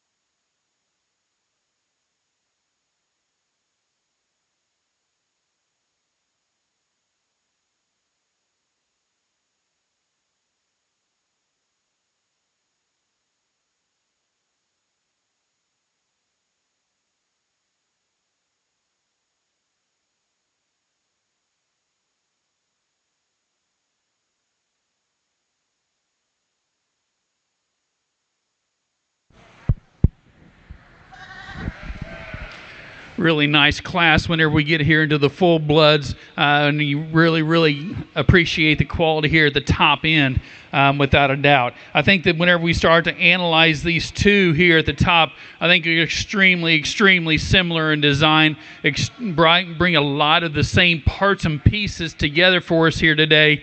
I think that there's just a small little hair difference here, and I'm going to go ahead and explain that. Went ahead and opted to use the doe here in front, one that's extremely good in her design, level in her top line. For me, she's opened up in her chest floor, offers that dimension throughout her skeleton from front to back. Really appreciate the femininity she possesses at this age and how she ties all those parts and pieces together. For me, I think that she's extremely good in her hip structure as well. She's opened up in her pin set. And for me, what really kind of sets the difference between the top two is how she carries that. She's just slightly more open in that pin set than is the doe behind her. And that, for me, was the determining factor. But an extremely close top pair of does right here, in my opinion. I'm not going to take anything away from this doe that lands in second. Once again, she's extremely good in her design. Long and level, really appreciate the depth, really appreciate how opened up in the dimension she possesses. Once again, whenever I just got my hands on her, I'd like to see her just open up just a notch more as compared to the one in front of her in her pin set. That's being extremely critical of a really high quality type of a female right there. Congratulations, ma'am. The one that comes in third here, a doe that is extremely good on the presentation. You really appreciate that about her. You appreciate the extension she has throughout that neck. You appreciate how long and level she is in her top line. She's dimensional whenever you analyze her in her structure from front to back. For me, the issue is whenever I get my hands on her, I like to see just a little bit more true dimension as compared to the ones in front of her, but a really nicely presented female right there that I think brings a lot of quality to the table as well. Congratulations, young man. The red dapple doe that comes in next. One's extremely long and level in her design. One's extremely feminine and made throughout her front end. She offers us some dimension once again from front to back. For me, I just want to power her up a little bit as compared to the contemporaries in front of her. Go ahead and just level her out just ever so slightly right there in that forerib as she ties in from that neck down into that shoulder. But a really nice type of a female here. Be interested to see as she continues to grow and to develop how she goes ahead and molds into that perfect picture that we're all looking for. Congratulations. The one that comes and rounds out here in our tops, I think that it's another really nice doe here, long and level in her makeup. She offers them some dimension from front to back. I think I just like to balance her up a little bit, offer her just a notch more femininity as you start to analyze her up throughout that neck, but a really nice type of a female here. I'm not going to take anything away from these other three that kind of round out our class here today. I think that they're just at different stages of their design and their growth pattern. I think as they continue to move forward and grow, I think they're going to be there. There's a lot of good parts and pieces here that we can utilize, just not here today. All in all, a really nice class. Let's go ahead and give those exhibitors a round of applause, please.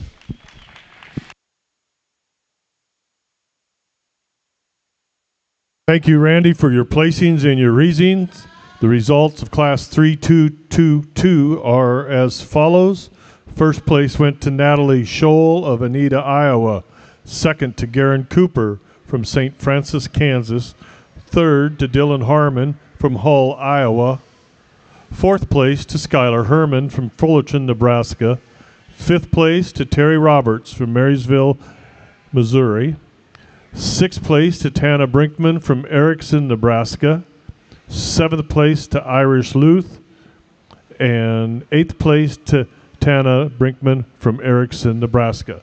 That's the results of Class 3222. Now entering the ring will be Class 3224 Junior Does, December 1st, 24 to February 28th of 25.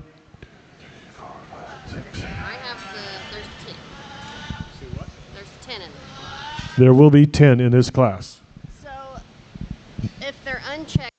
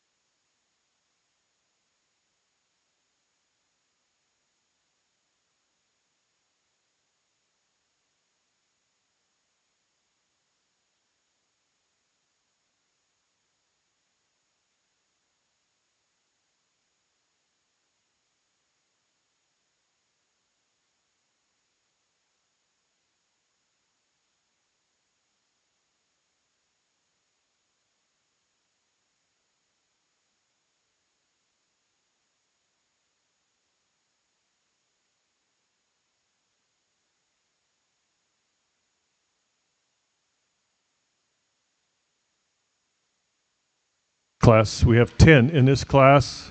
Class is now complete. This is the junior does, December 1, 24 to February 28th, 25.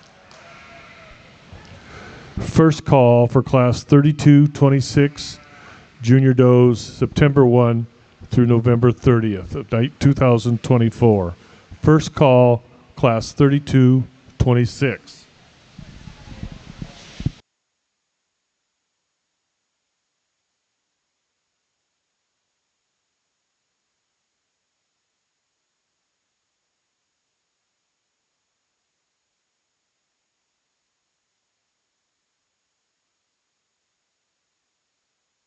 Once again, our judge today is Randy Plattner.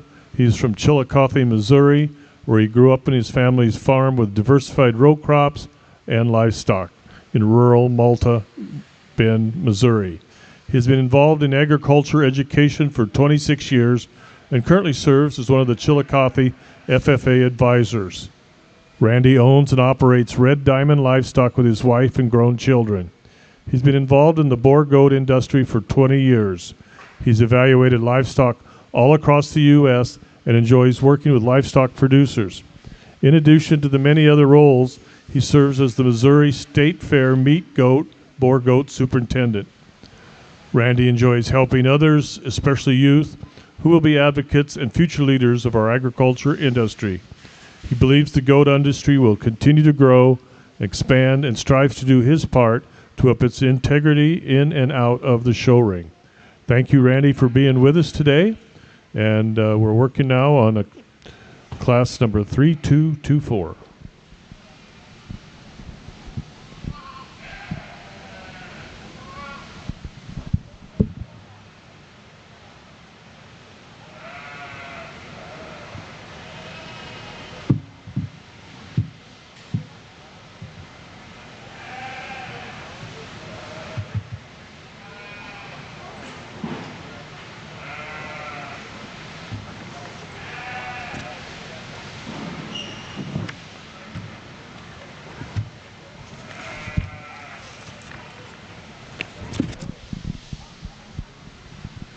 Just a reminder, we'll have pair classes after the buck show.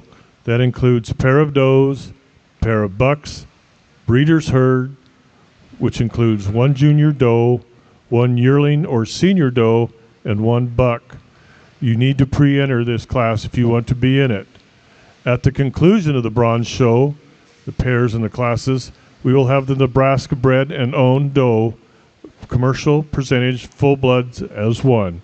Nebraska bred and owned buck need not pre-enter for these classes.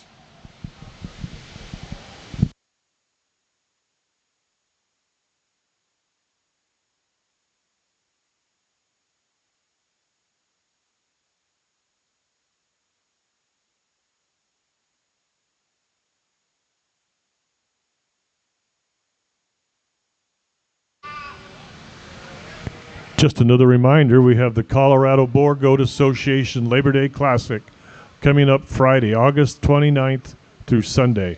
They'll have 3 ABGA shows and 2 JABGA shows.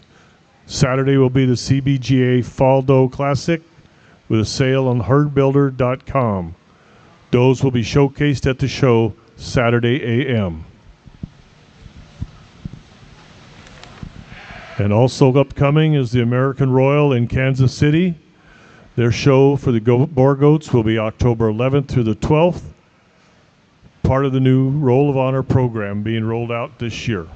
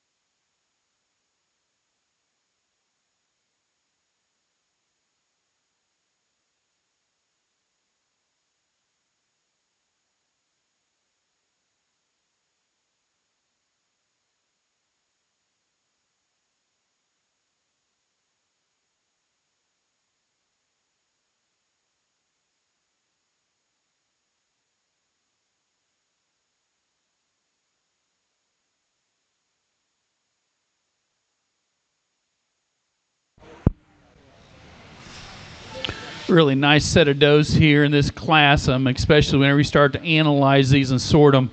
I think for me, the combination doe is the one that we've got here in first. One that's extremely good in her design, and you really appreciate how level she is. You appreciate her femininity. You appreciate the dimensions she has. She gets out on the move. She does so extremely effortlessly, extremely fluid as she goes ahead and gets around the ring. For me, I think that she brings the most ideal type of a package together as you compare her to contemporaries in this class. I think it's a really tight pair in this top side. I think that whenever you start to analyze things, I think that the one that comes in second, I think is one that's extremely good in her own right.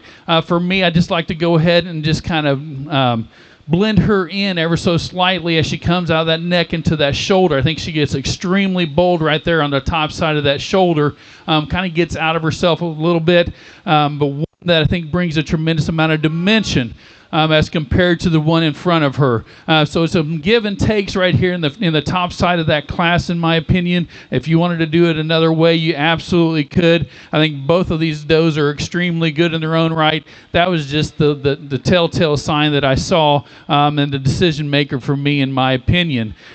Two really nice, high-quality type females. I'm not going to take anything away from this red dapple doe that comes in third. I think her better days are ahead of her. I think as she continues to grow and to develop, to where she can go ahead and open up and offer more dimension from front to back in that frame, I think she's going to. She's extremely elegant in the front 1/3. She's opened up in her chest floor. I think she just needs a little bit of time to go ahead and pull all those parts and pieces together. I think she'll be there, just maybe not today. The one that comes in next, one that I think is extremely good in her design as well. I'm just looking for just a little bit extra flair. Go ahead and open up in her hip set as she goes ahead and hits the ground out of her rear end, to be able to go ahead and just offer a little bit more dimension right there.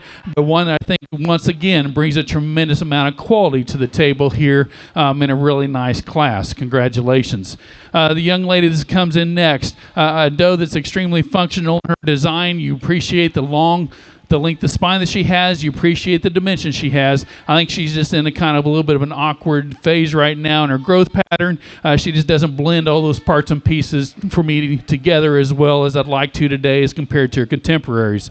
The red doe that comes in next, one that's extremely good also in her type and kind. For me, I just like to go ahead and strengthen her whenever she hits the ground out of those rear wheels. One that I think, however, brings a tremendous amount of good to the table. She's going to be able to work as a productive doe. She's got some depth of rib right there. She's got some length of spine. She's elegant in her front end. Young lady's doing a tremendous job out here with her today. Really nice type of a doe that are coming next. These other three does that kind of round out our class, there's some differences whenever we start to look at balance, whenever we start to look at power, but I think they're all extremely functional in their designs. They can go out there and get the job done. All in all, let's give these class exhibitors a round of applause, please.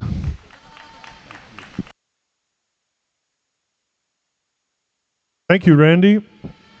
In the class just completed, first place goes to Ryland Sherwood from Penrose, Colorado. Second place to Dylan Harmon from Hull, Iowa. Third place to Dylan Harmon from Hull, Iowa. Fourth place to Dylan Harmon from Hull, Iowa. Fifth place to Sherry Reynolds from Narca, Kansas. Sixth place to Madison Kreckmeyer. Seventh place to Lee Dana. Eighth place to Sean Girdeau from Concordia, Kansas. Ninth place from Riley Eiding from Galena, Mona, Missouri. And 10th place to Skylar Herman from Fullerton, Nebraska. That's the results of Class 3-2-2-4. Now entering the ring will be Class 3-2-2-6. We will choose our junior division champion after this class.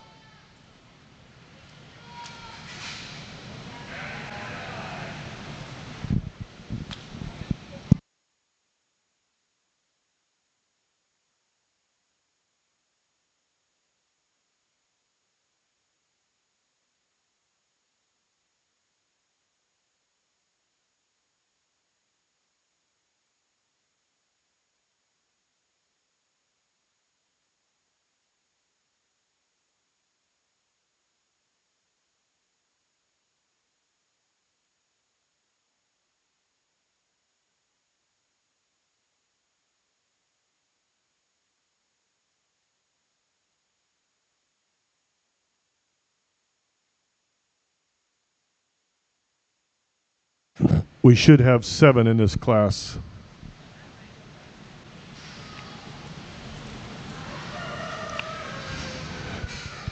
Yearling does, you can begin getting ready. Just begin. First call is all. Yearling does, start getting ready.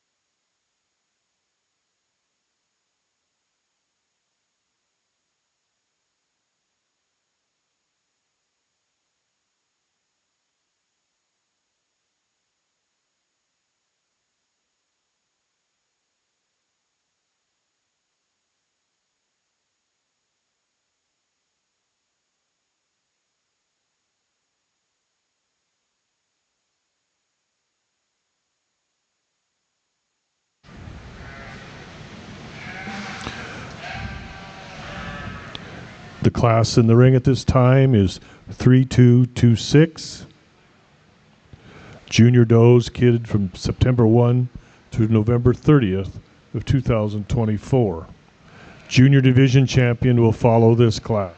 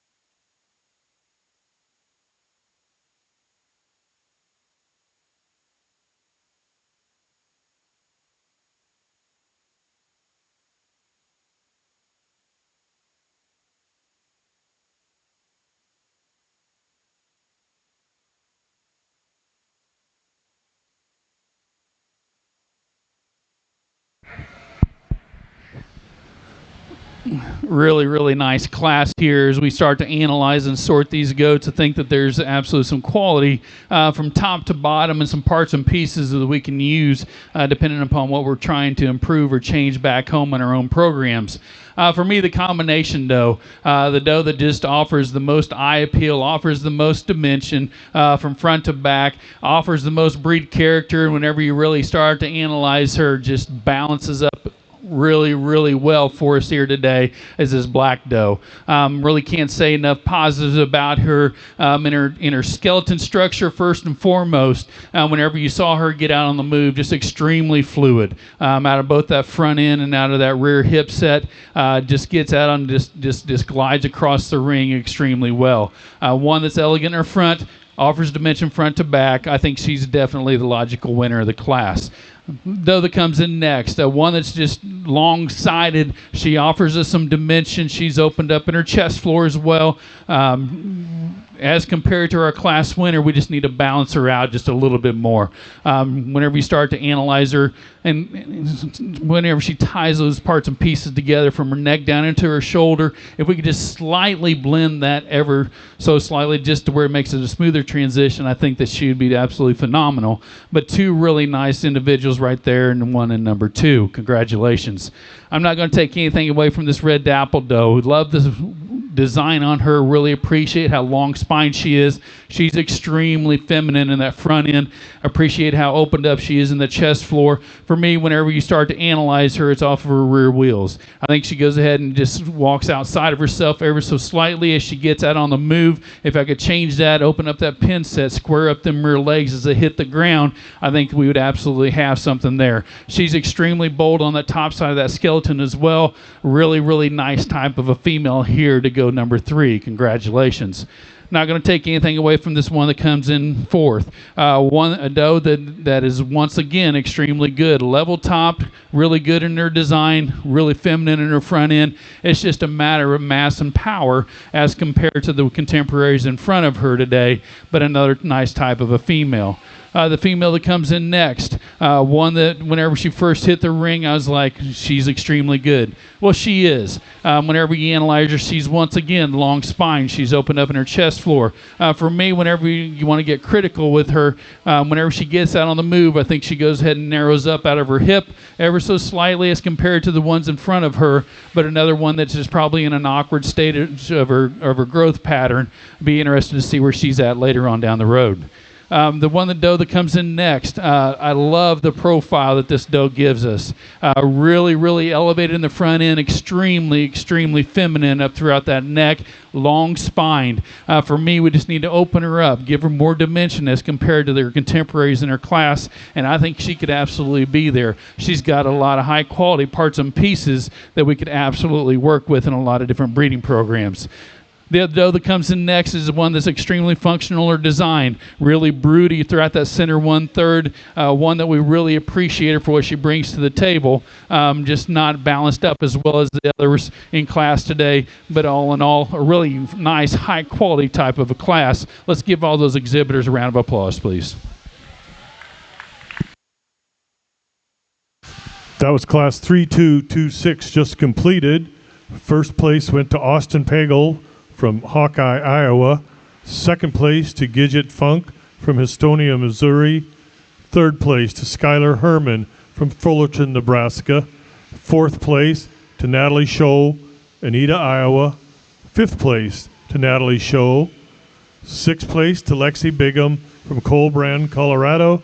And seventh place to Sean Jerdot from Concordia, Kansas. We're now ready to select our junior champion. We should have 3 class winners out here now for this selection.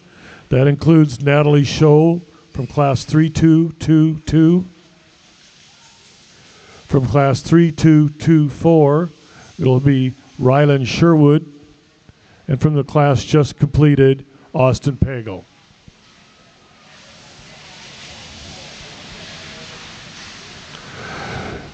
First call for the yearling does. Classes 3228 and 3230. First call.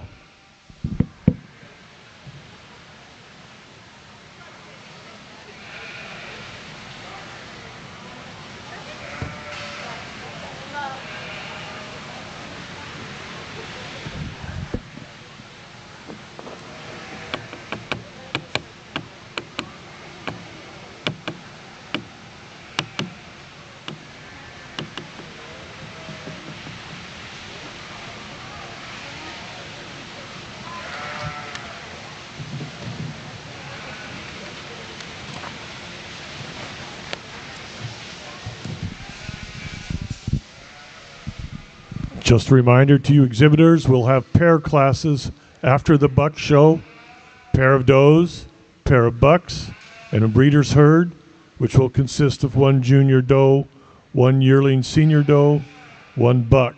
Also, this class has to be pre-entered.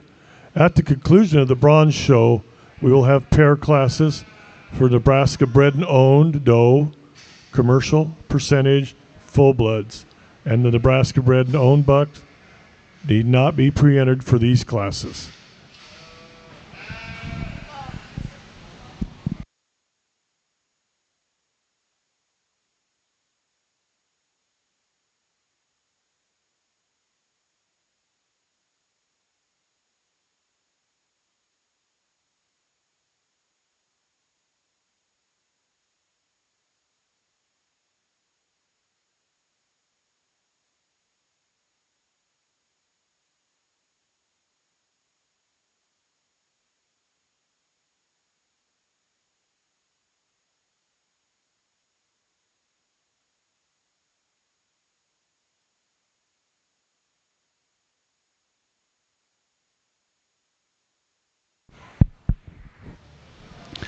As we get out here into this junior full blood drive, I think we've got some quality from top to bottom and a lot of really, really nice animals that went back to the pen.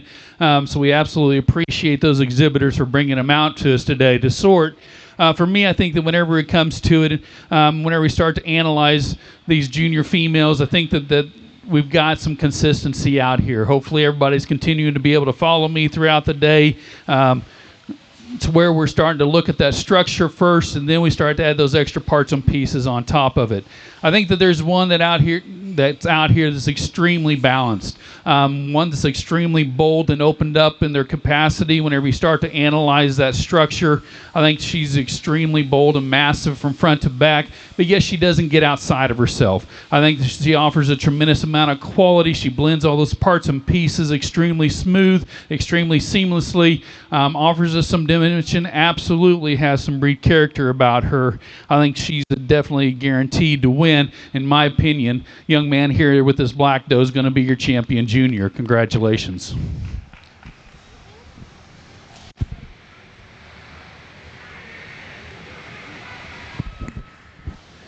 Whenever we start to analyze for reserve junior, I think that there are some differences here.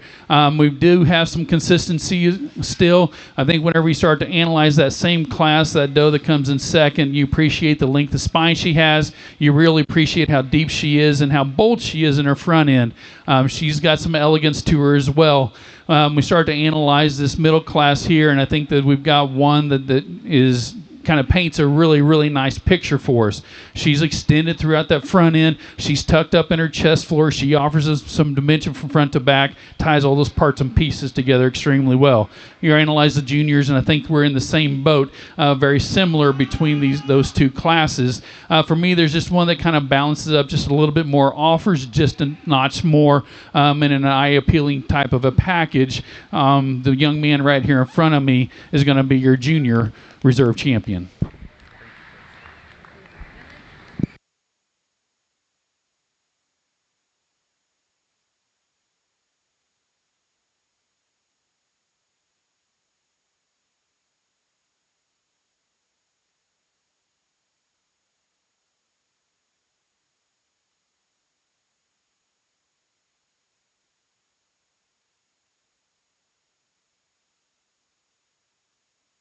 The junior division champion is owned by Austin Pagel from Hawkeye, Iowa, and the reserve is owned by Ryland Sherwood from Penrose, Colorado. We're now ready to begin our yearling doe competition. We have a small class of 2 right now, class 32-28. These does are May 1 to August 31, 2024. The second call for class 32-30. Second call, class 32-30 yearling does. First call, class 32-32 yearling does.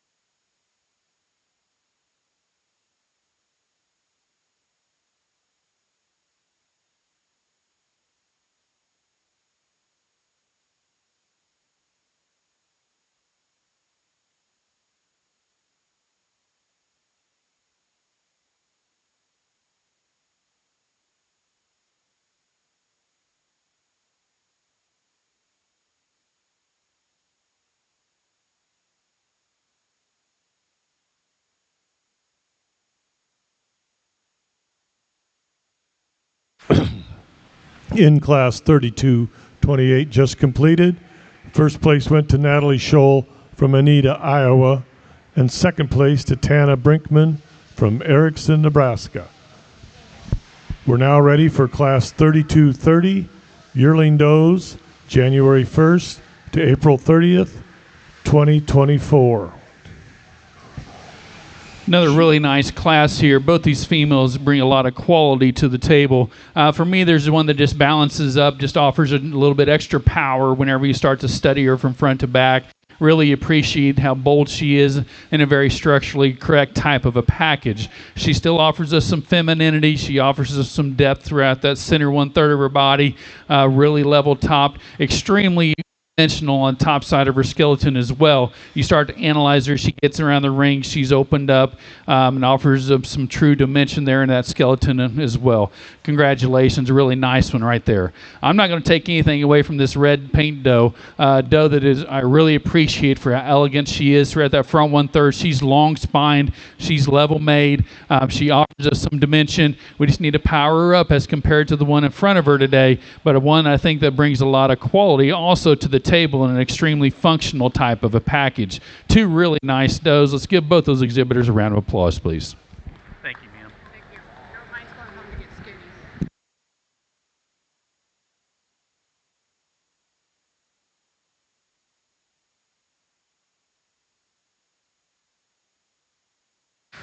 skinny. Now entering the ring will be class 3230. We should have 8 does in this class. These are yearling does January 1 through April 30th of 2024.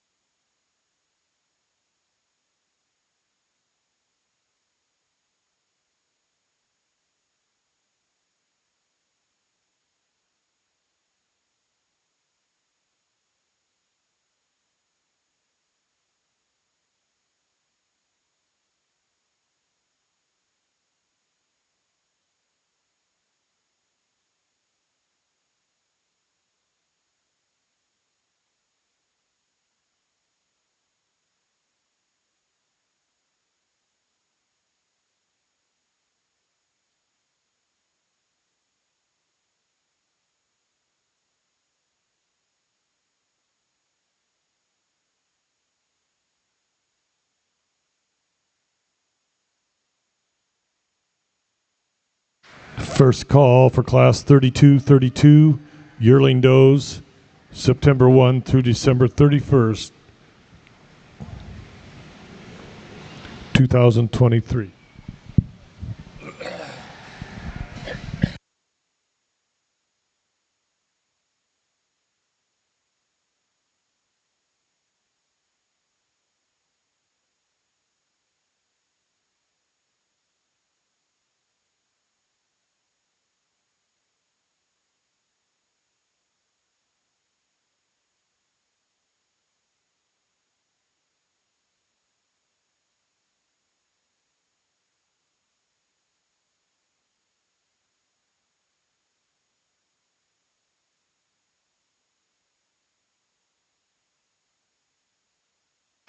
Just a reminder to the audience and the exhibitors, the bronze show will begin at 3 o'clock here in the arena later today. 3 o'clock, the bronze show will begin.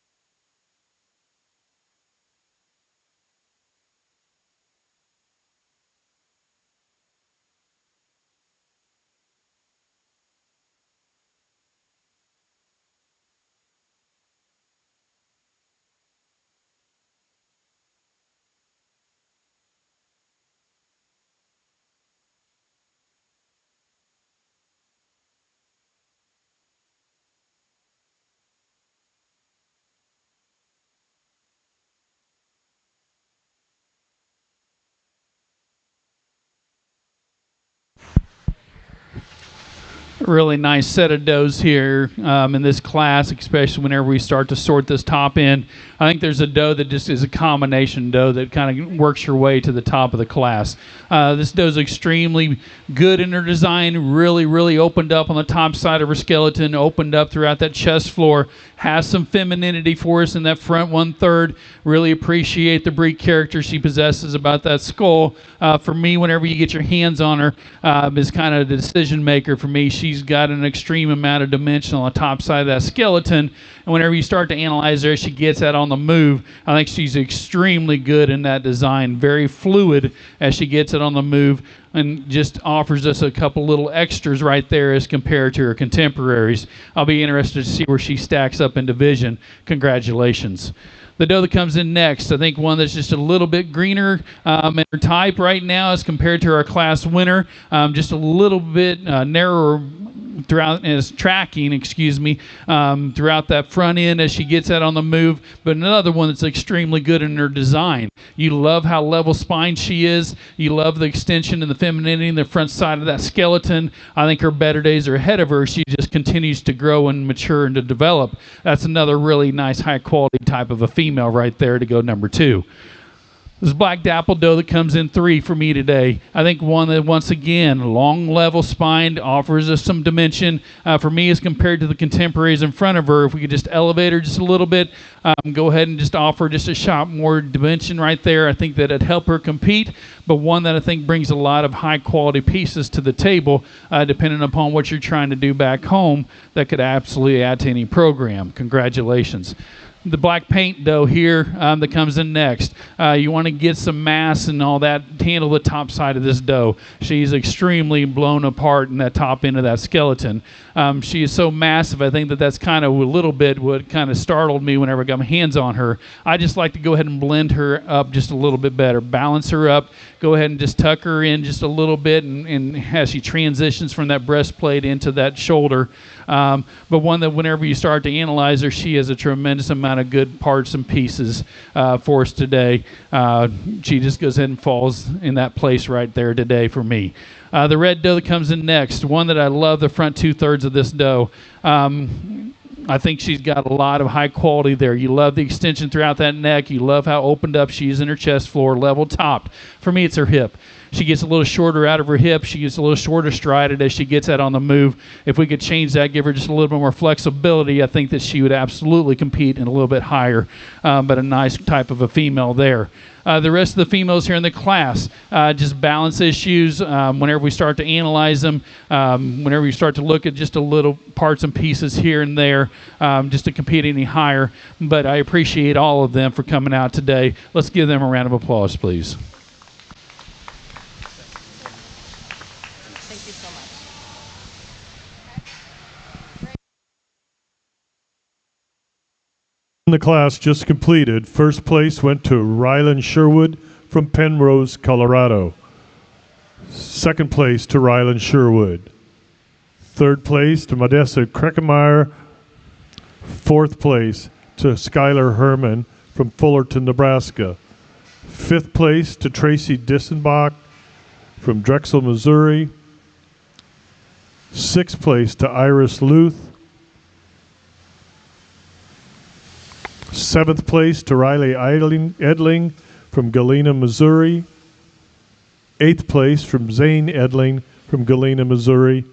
And ninth place to Laura Edling from Galena, Missouri. That completes class 3230. Now entering the ring will be class 3232. Those born between September 1st and December 31st, 2023.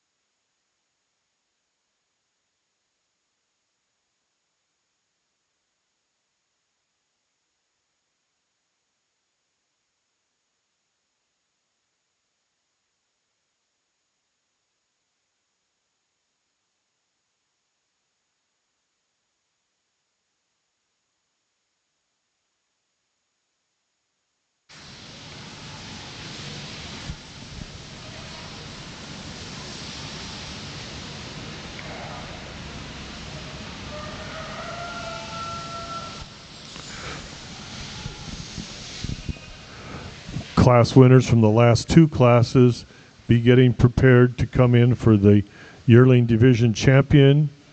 That includes Natalie Scholl, Ryland Sherwood, Tana Brinkman with her second place, and Ryan Sherman with his second place. Yearling division champion immediately following this class.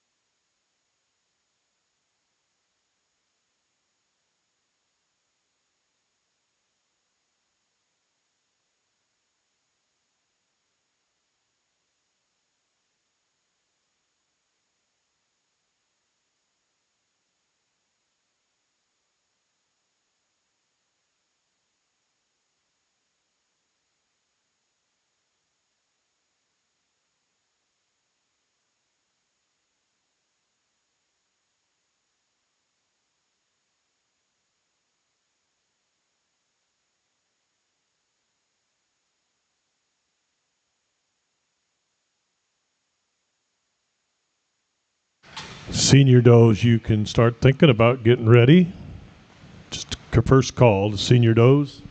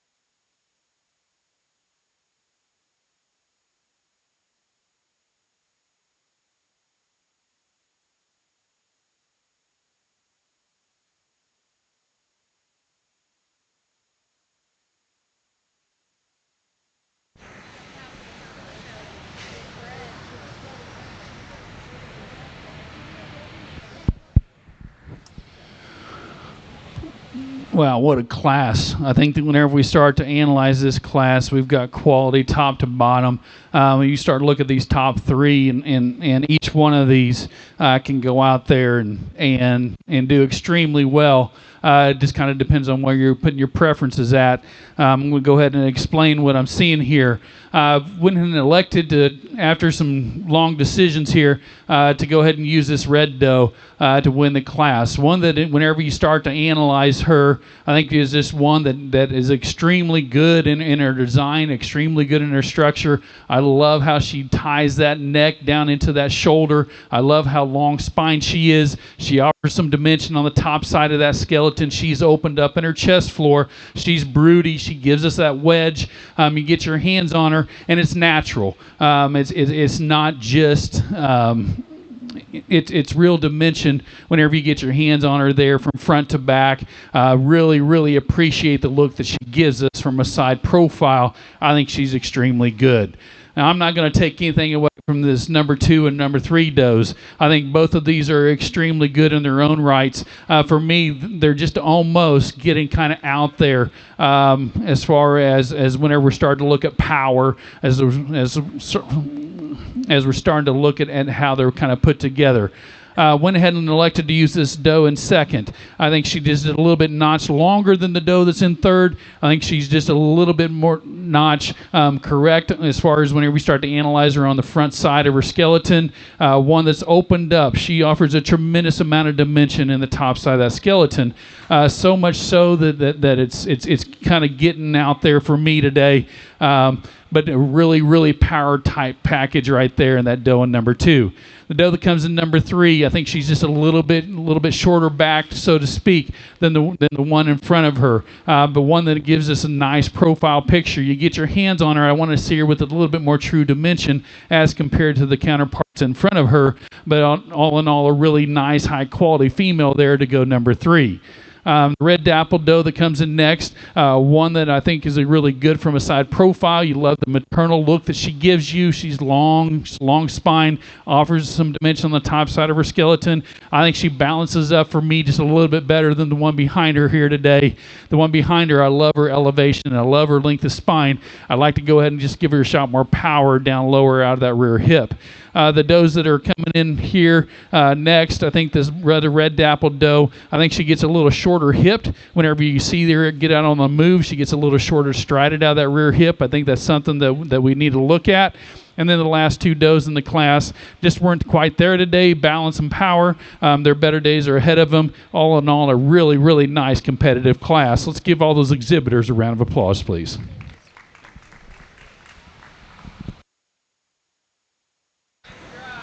Oh, yes, bring those class winners back for the champion yearling.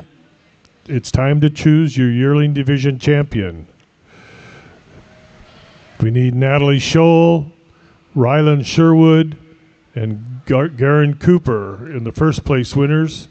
Second place is Tana Brinkman, Rylan Sherwood, and Austin Pagel. Please bring those 6 does back to the ring. In the class just completed, 32-32. First place went to Garen Cooper. Second place to Austin Pagel. Third place to Llewellyn Farms team.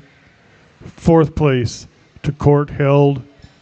Fifth place to Ryan Throckmorton. Sixth place to Natalie Scholl. Seventh place to Tracy Diffenbach. And eighth place to Zane Edling. We are now choosing our yearling division champion.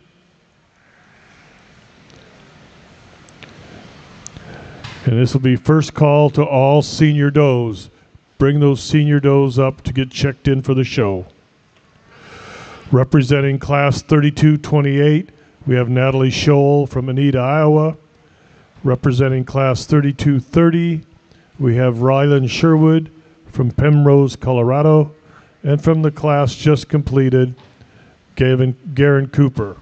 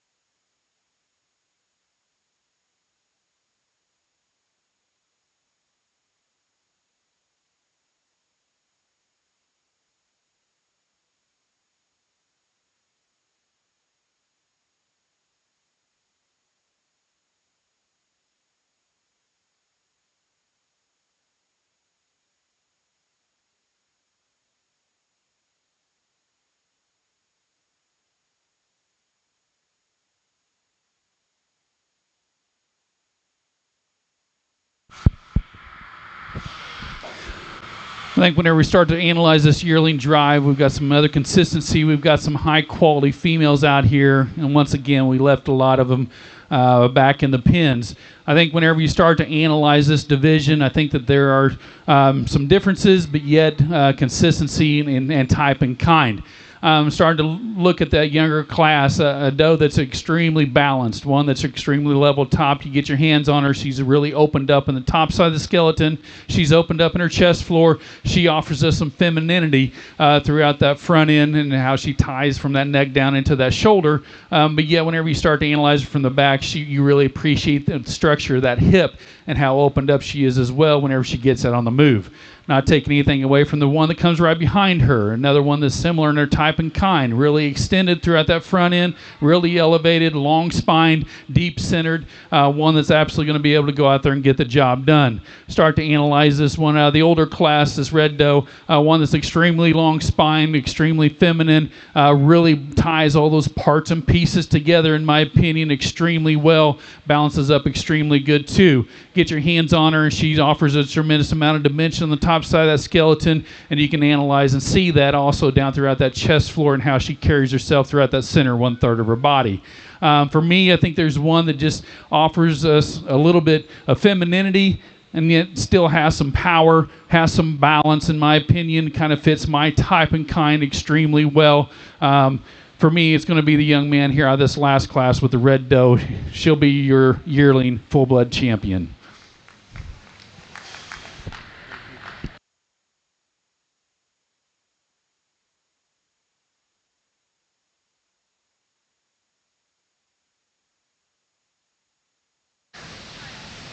Champion from the yearling division is owned by Garen Cooper.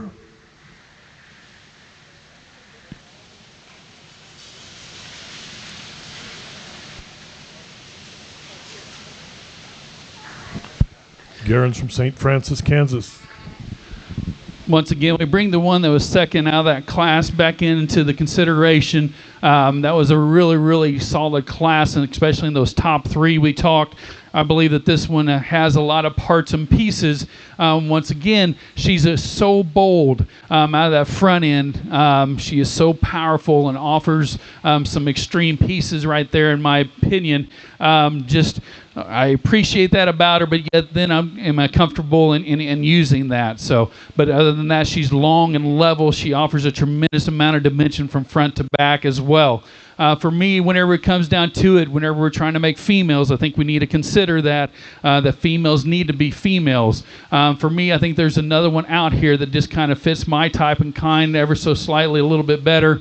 I'm going to go out here and select your junior yearling champion.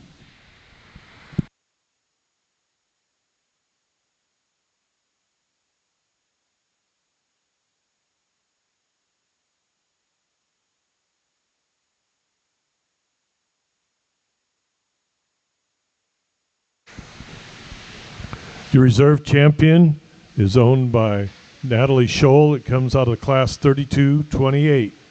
So that concludes the yearling division. We're now going to move into the senior does. There's two classes. They're rather small classes, so get ready for your champion senior doe just down the road. So class 32-34 is now going to come into the ring. There'll be 3 head.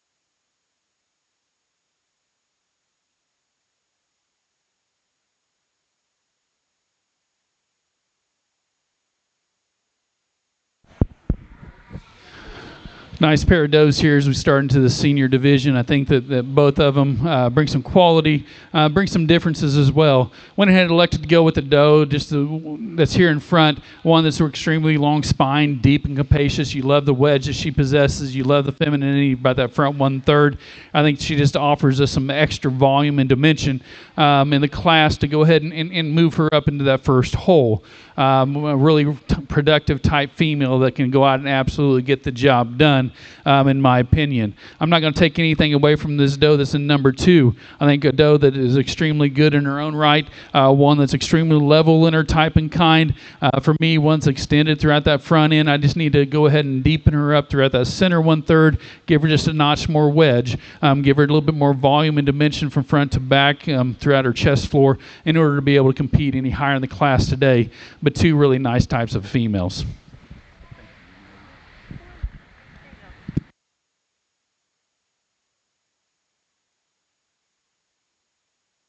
In the class just completed, 32-34, first place went to Sean Jerdot from Concordia, Kansas. Second place to Riley Edling from Galena, Missouri. We'll now have class 32-36. There will be four entries in this class. These does are from August 31st, 2022 and earlier.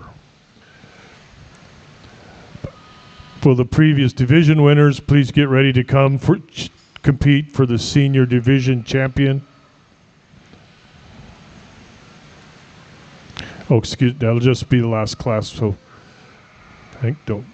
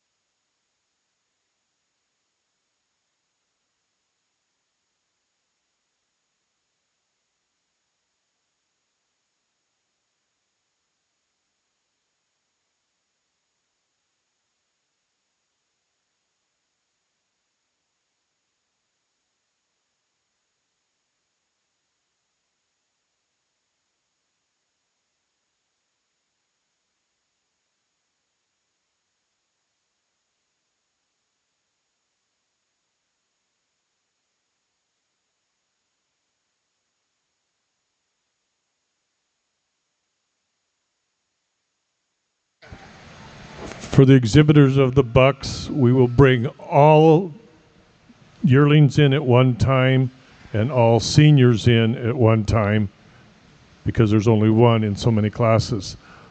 All bucks will come in, and the seniors and the yearlings will all come in at the same time. Thank you.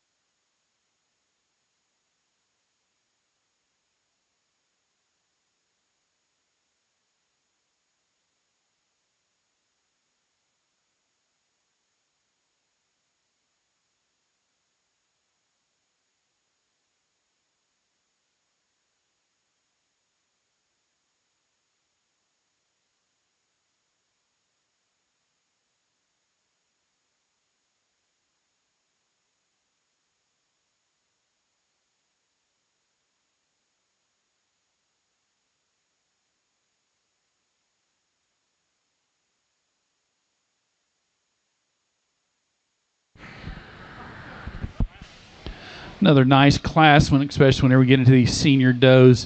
We have a doe that kind of just works her way to the top end of the class fairly handily. A doe that's just extremely good in her type and kind. You really appreciate the femininity she possesses in the front end. I really appreciate how she ties that together in such a power type package, but yet does not get outside of herself in that front end. One that's really level in the top, deep centered, one that offers a tremendous amount of dimension throughout that hip and down lower into that stifle as well. See her on the move. She's extremely fluid in her design. Nice type of a female there to go ahead and win the class. Congratulations. The doe that comes in next is Red Dapple Doe. Another one that I really appreciate. She's really elevated in the front end. She really ties all those parts and pieces together. Love the femininity she has. Love the level top. Could she be just a notch deeper in that center 1/3? Possibly. But one I think that just offers some dimension, offers some quality right there throughout that skeleton structure. You see her on the move. You really appreciate how functional she is in her design. I think she lands in number 2 for me today. Congratulations. I'm not going to take anything away from this black Cape doe, a doe that you really appreciate for how functional she is. You appreciate it for the length of spine and dimension she carries throughout that center 1/3. For me, I want to go ahead and just balance her and blend her up just ever so slightly, a little bit better. She ties in from that neck down into that shoulder, and then whenever you start to see her and analyze her, whenever she gets on the go, she just has a tendency to kind of get underneath herself ever so slightly out of those rear wheels. If we could correct that about her, I think she really goes ahead and moves up in the class rather handily. Nice type of a doe. Thank you there, ma'am. Next doe that comes out, one that's really, really good in her type and kind as well. Love the length and extension that she has. Really appreciate how she's designed. We just need to go ahead and give her a little bit of a mass from front to back to compete any higher. All in all, a really nice quality class there of senior does. Let's give them all a round of applause, please. Please bring your class winner from 32-34 to the ring, and the one that's just leaving the ring, we need Sean Girdeau and Austin Pagel back in the ring for champion selection. Second place in reserve, Riley Edling and Tana Brinkman. First call to get ready for the grand champion full blood doe. If you have a division champion in the full bloods, bring her up to get her checked in at this time. Thank you.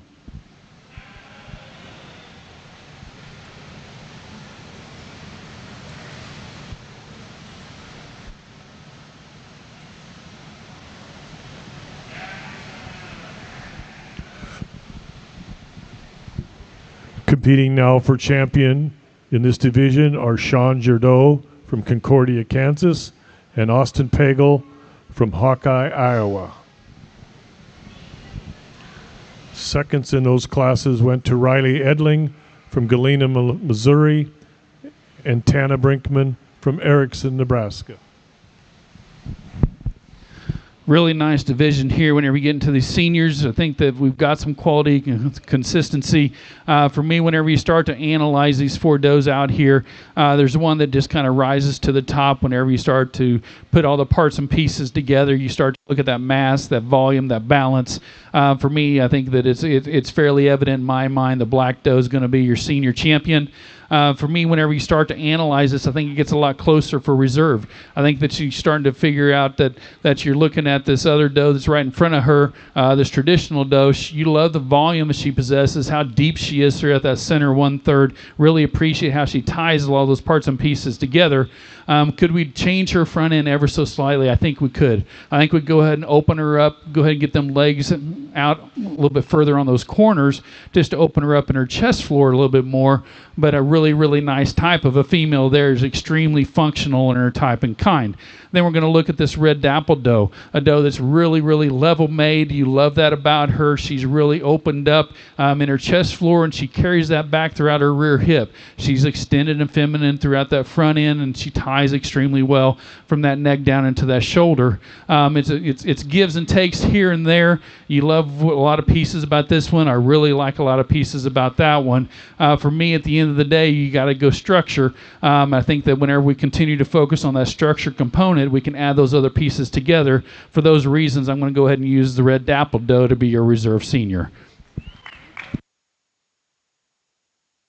Congratulations to these exhibitors. Senior Division Champion goes to Austin Pagel from Hawkeye, Iowa, and the Reserve Champion to Tana Brinkman from Erickson, Nebraska. We're now ready to go into the Champion Full Blood Doe Division. If you got a division winner class in those, please bring them up at this time. All the marbles.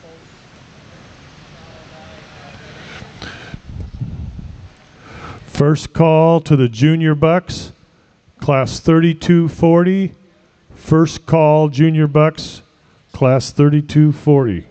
Excuse me, class 3238. First call, class 3238 and 3240.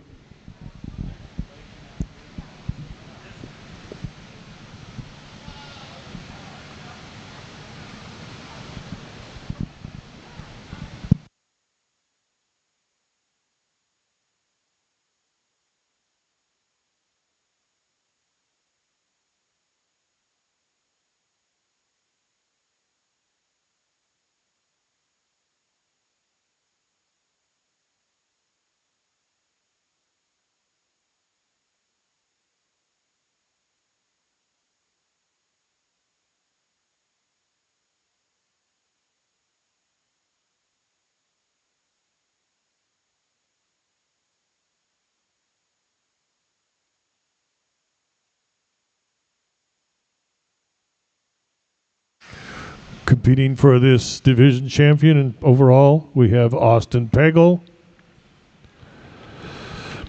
Karen Cooper, and Austin Pagel.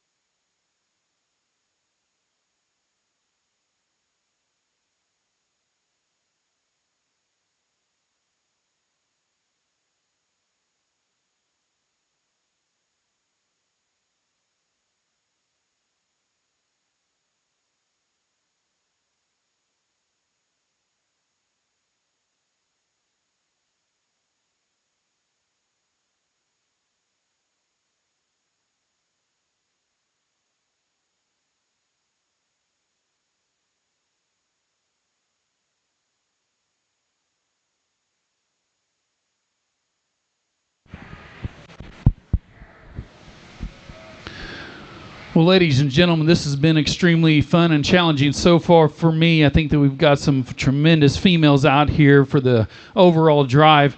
I know we've got a lot back in the ring or in the pins. Let's go ahead and give all these exhibitors, please, a tremendous amount of applause for the exceptional job that they're doing here today.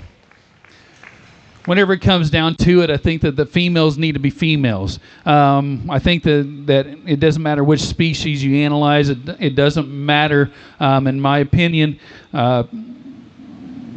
what you're looking at. A female, in my the way that I see things needs to be feminine.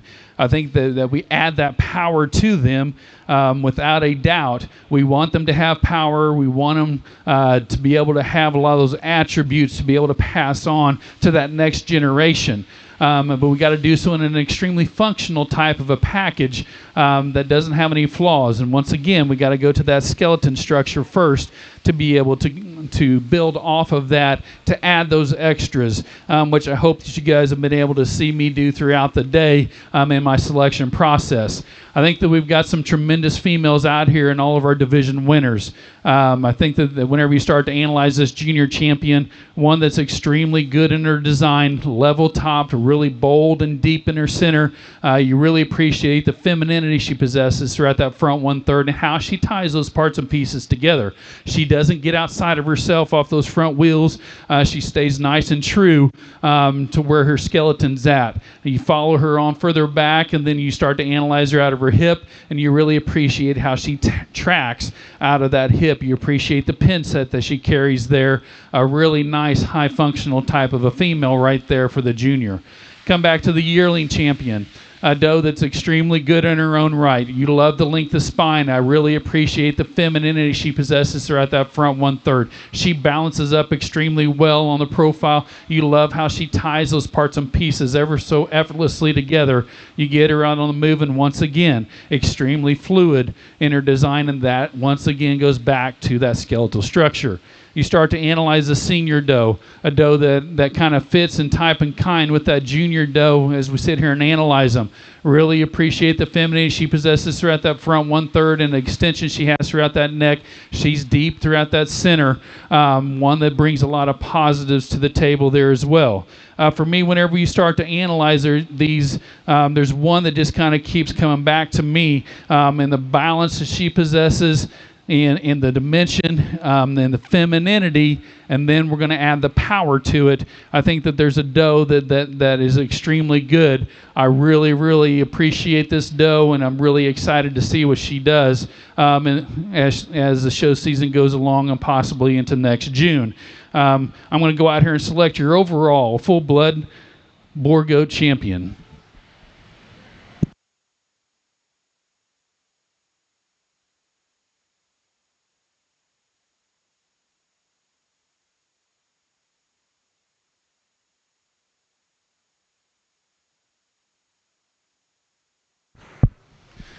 Whenever we start to analyze these, in my opinion, I think you bring that second place doe in. She's really long. You appreciate that about her. She's balanced. You appreciate how she ties those parts and pieces together. Does she have enough power for us here today as compared to the other contemporaries out here? That's a question that you got to ask yourself.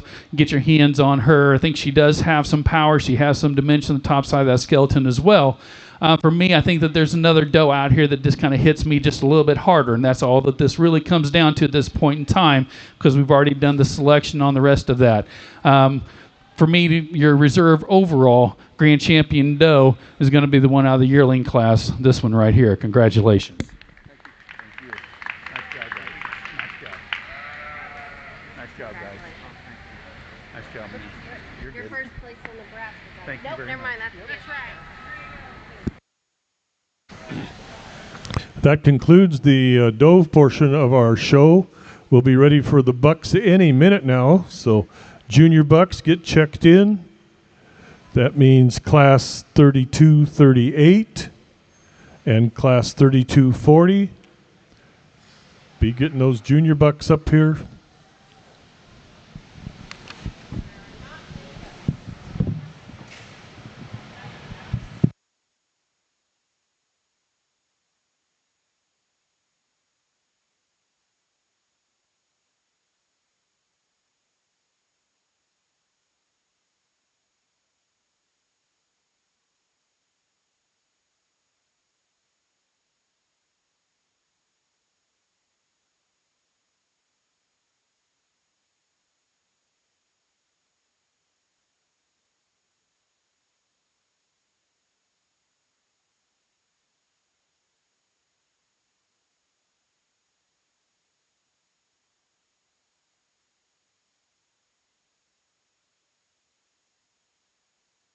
In the class just completed, Grand champion full blood doe went to Austin Pagel. Austin's from Hawkeye, Iowa. And the reserve champion was Gary Cooper.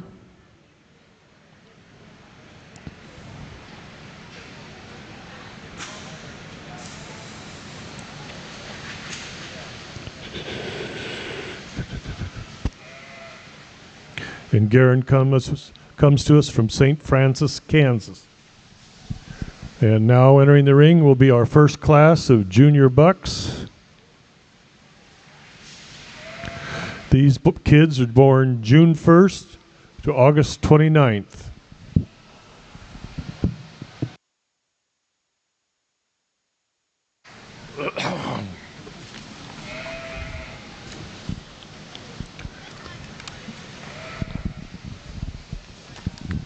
Just a reminder, we will have pair classes after the buck show. We'll have pair of does, pair of bucks, breeder's herd consisting of one junior doe, one yearling or one senior doe, and one buck. And this, you need to pre-enter for this class. And after the bronze show, we will have pair classes, Nebraska bred and owned doe, commercial percentage, full bloods is one. We'll also have Nebraska bred and owned buck, but do not need to be entered for these classes.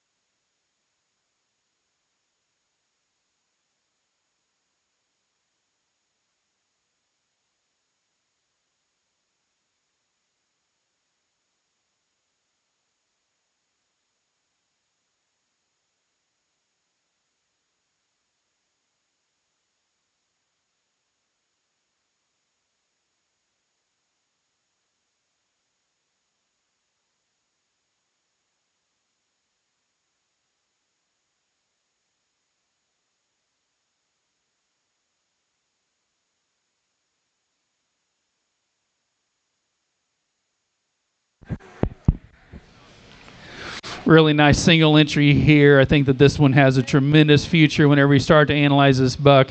One that's really long spine. He's elevated. I think that as he continues to mature and grow, be really interested to see where he's at. About 6 to 9 months down the road, I think is what I'm going to say is where he's going to start coming together for the young lady. But a really, really nice one right here for the age that he is. Be interested to see where he stacks up in division. Congratulations. Earning the blue ribbon in class 32-38 was Sherry Reynolds from Narca, Kansas. Now coming to the ring will be class 32-40. There's 2 entries in this class, and this will be second call for class 34-32 junior bucks. Second call, class 32-42 junior bucks.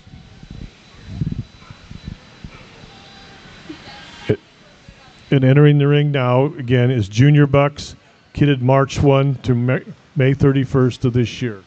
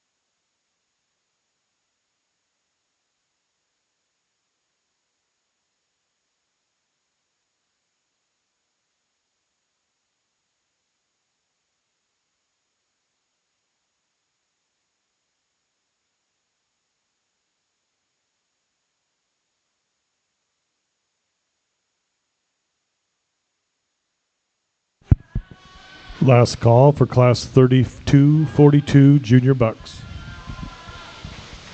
Another nice class here. Whenever we start to analyze it, we've got two in this class. The buck, this black buck that kind of works his way to the top, I think just offers just a little bit more balance from a side profile. Long level top. You appreciate the extension that he has about that front 1/3. He's already starting to show just a little bit of masculinity there for his age. He's elevated. I think that in my mind, he's kind of combines a little bit more of an ideal type of a package there to go ahead and go number 1. Congratulations. I'm not going to take anything away from this red-legged buck, a buck that we really appreciate for the extension that he has. We just need to open him up and give him a little more volume and mass from front to back to compete any higher today, but another nice quality type of a buck that I know can get out there and cover a lot of does out in a pasture. Nice class. Let's give them a round of applause, please. Thank you, ma'am.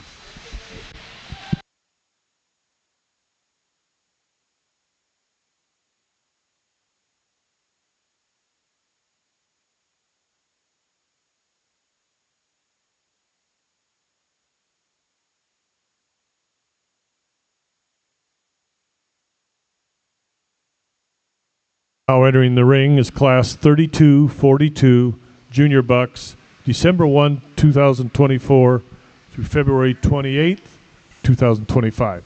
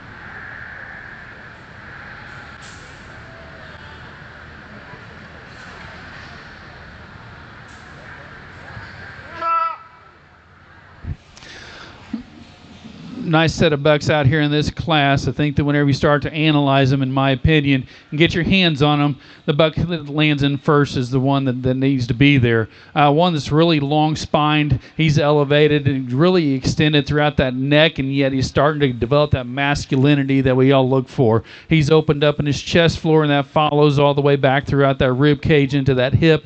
I think he's got a tremendous amount of potential in the future as he continues to grow and develop. Be interested to see where he's at later on down the road. Congratulations, young man. The buck that comes in second is just a little bit shorter back, kind of a buck, one that offers us some dimension. You love the chest floor and how opened up he is. You really appreciate the masculinity he's already starting to show, the breed character that he's got there throughout that skull. For me, whenever you get your hands on him, I want to see a little bit more true volume in the top side of that skeleton. But a buck that I think structurally brings a tremendous amount of positives to the table.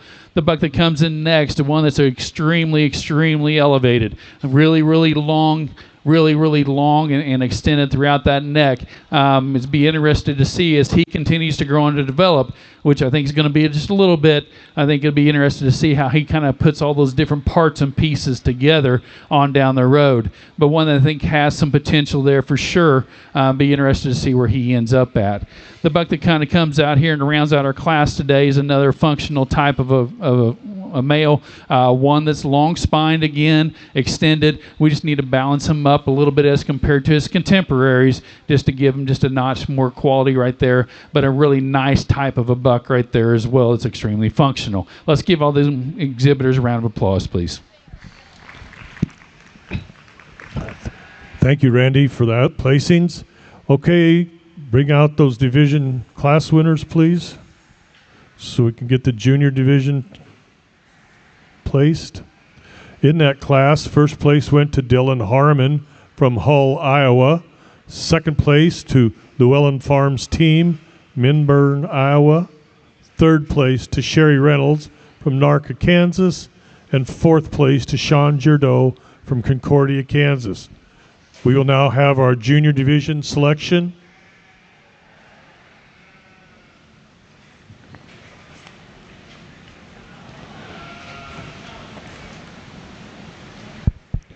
And in competing for this drive, we have Sherry Reynolds from Narca, Kansas, Tana Brinkman from Erickson, Nebraska, and Dylan Herman from Hull, Iowa. I think whenever we start to get out here in this junior full buck division, for me, we've got some consistency and quality, but I think there's a buck that just combines the most ideal type of a package, combines the most benefits and the most positives, upsides, for me today in a really nice type of a package. Opened up from front to back, extended, already starting to show masculinity. The buck out of this last class is going to be our division champion. Congratulations.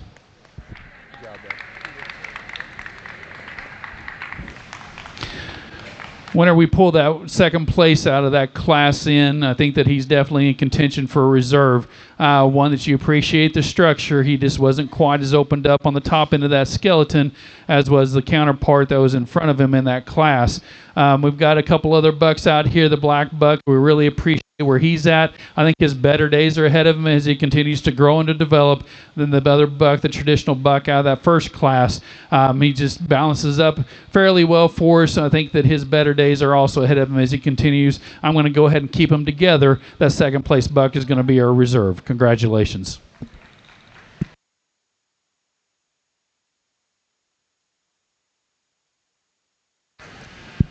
Junior Division champion buck is owned by Dylan Harmon from Hull, Iowa, and the reserve is owned by Llewellyn Farms team from Minburn, Iowa. Okay, pay attention, all you buck people out there. Bring all yearling bucks in at the same time. That's class 3246, class 3248, and class 3250. Those three classes, please come in at this time.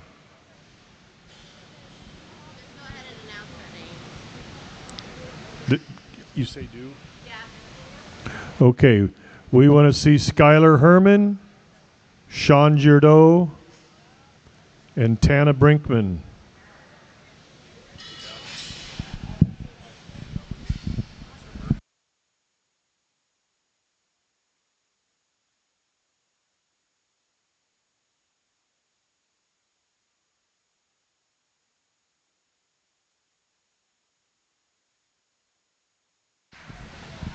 Some of our junior help over here has her happy birthday this afternoon. Gladys Rodriguez. She's over here help setting up pens, so we want to wish Gladys a happy birthday. So, way to go.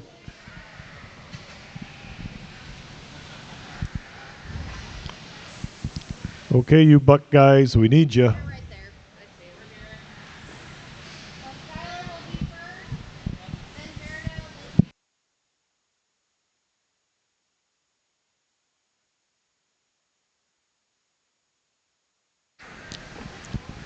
then In this yearling buck division, we have 3 entries.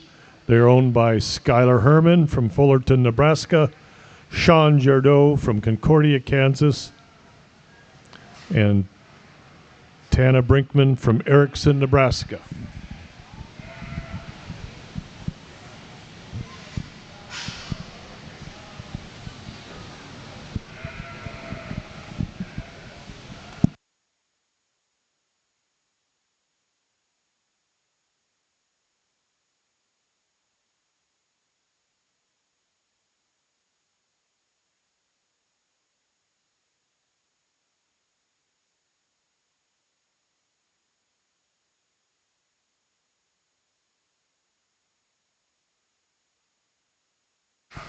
You can bring all your senior bucks up to check in, all 2 of you. Sherry Reynolds and Jason Cruz, bring those Boers up to get checked in, please.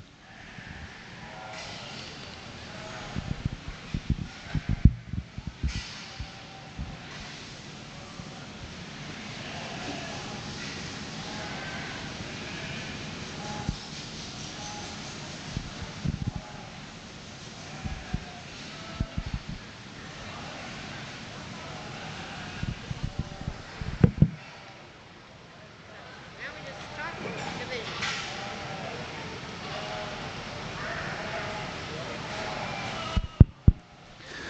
Well, we've got all 3 yearling classes out here, single entry classes, but we definitely have some quality out here. So I'm going to go ahead and just talk each individual as we were in class, and then I'll go out here and select your division champion and reserve. Starting with this 12 to 16 buck, I think a buck that is extremely good in his own right. You love the extension, you love the length of spine. Really appreciate the masculinity that he has about that front 1/3. As he ties from that neck down into that shoulder, he's opened up in that chest floor. Really nice type of a buck right there that can go out and cover quite a few females. The 16 to 20 buck that comes in next, this traditional colored buck, one that's really long and level. You appreciate that about him. He's extended throughout that front end. He offers us some dimension. He offers us some power whenever you start to study him from a structural standpoint. Really appreciate that about him as well. One that can go out there and cover a lot of females as well in the shape that he's in and get the job done. Then we come to this paint buck here out of this 20 to 24 class. One that once again is long and level, offers some masculinity. I think that he balances up extremely good from a side profile as well.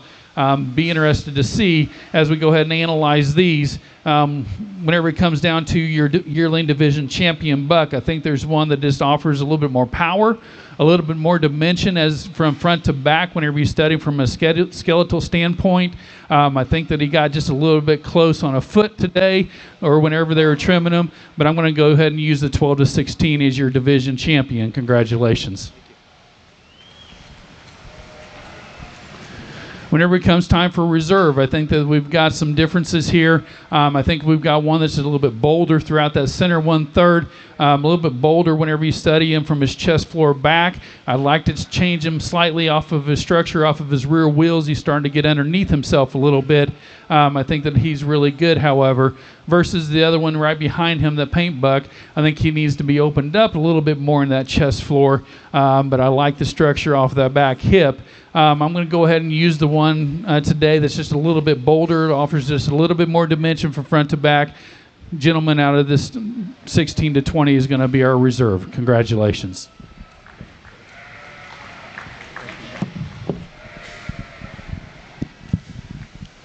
Champion yearling is owned by Skylar Herman from Fullerton, Nebraska, and the reserve champion is owned by Sean Jardot from Concordia, Kansas. Okay, you senior bucks, let's take a look at you. Should be 2 of you.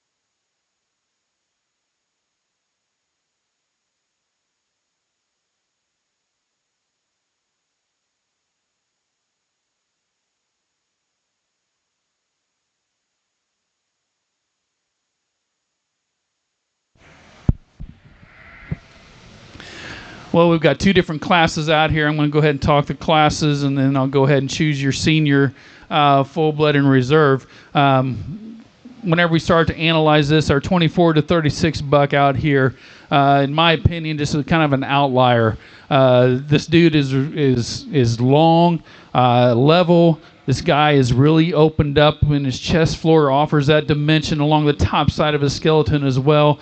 You can see the masculinity that he's just exuding throughout that front 1/3. You really love the breed character that he's possessing through that skull, but yet he's got those soft eyes, and you know that, in my opinion right now, you know he's got that temperament to kind of go along with the size and mass that he's got and be able to get along back home.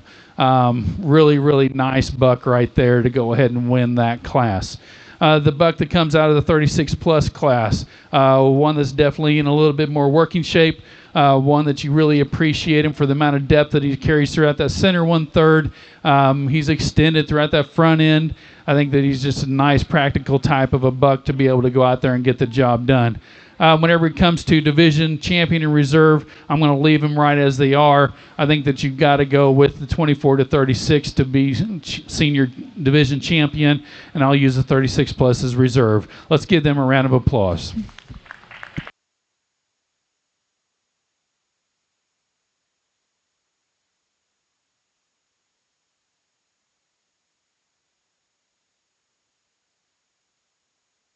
Our senior buck champion is owned by Sherry Reynolds from Narca, Kansas, and the reserve is owned by Jason Cruzy from Clarion, Iowa.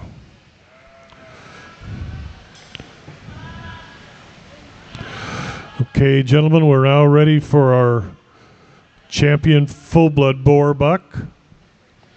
Please bring your junior, your yearling, and now your senior division champions out.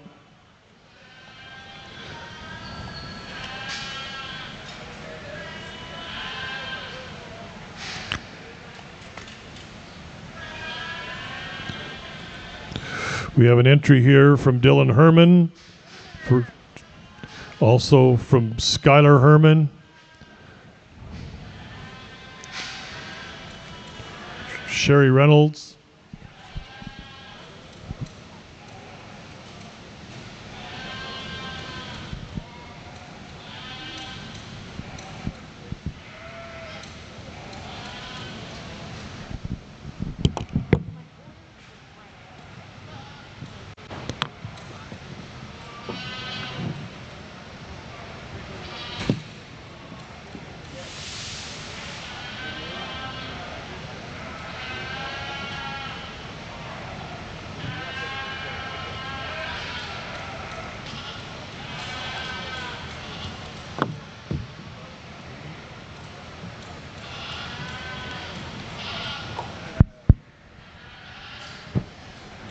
Well, a really nice buck drive. I think that we've got some consistency. We absolutely have some quality out here. It's kind of cool because I believe that this show we've got some outliers as well. For me, I think that it comes down to just structure, function, and form, and then we add those extras on top of it, as I've been saying all day. For me, there's a buck out here that kind of puts those pieces together, I think, in a really, really nice type of a package. I think this one's really extended. Really appreciate how bold they are throughout that front chest floor. Offers a tremendous amount of bone and dimension right there. You appreciate how they get out in the ring and get out on the move. Extremely fluid in that design as well. Love the breed character that this one also possesses. I'm going to go out here and select your overall champion buck. For me, there's also another one that's going to follow it that is a slightly different package, but I think follows in type and kind, functionality, and all those other dimensions that we've discussed throughout the day as well. Let's go ahead and give all these exhibitors a round of applause, please, for bringing these out here to us today.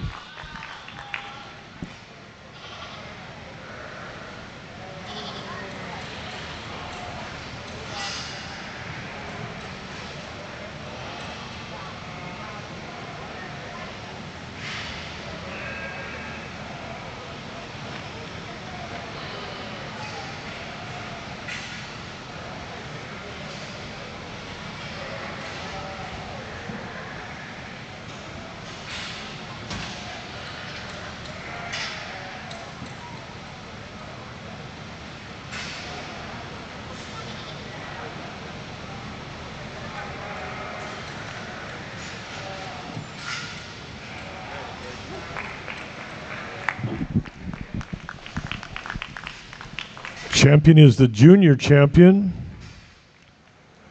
owned by Dylan Herman from Hull, Iowa. And the reserve champion is your yearling, owned by Skylar Herman from Fullerton, Nebraska. Congratulations, gentlemen. That'll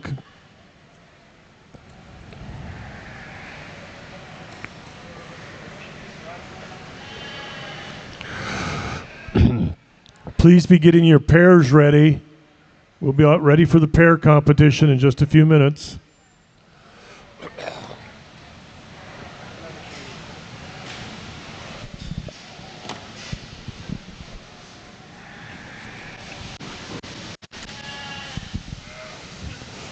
You need to be pre-entered for these classes, but we'll have pair of does, pair of bucks, and the breeder's herd. The breeder's herd must include one junior doe, one yearling senior doe, and one buck.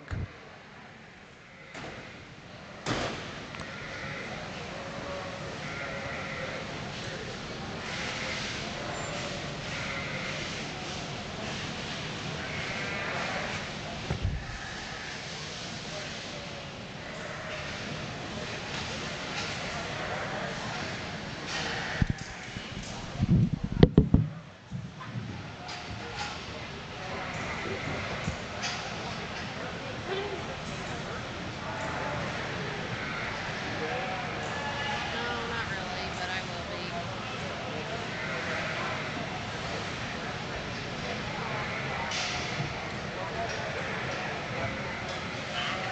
This is Doug.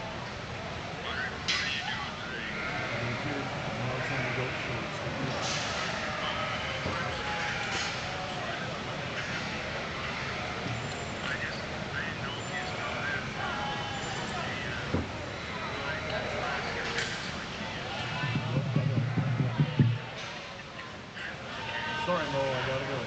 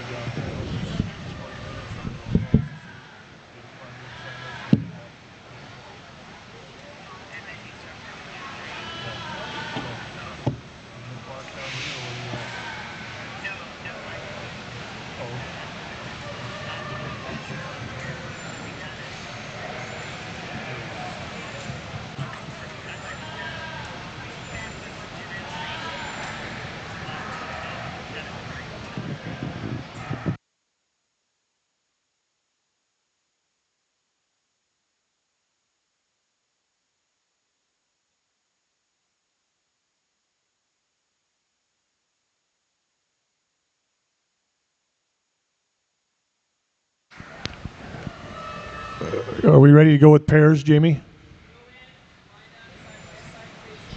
You ready for pairs? Okay. Entering the ring now will be pair of does.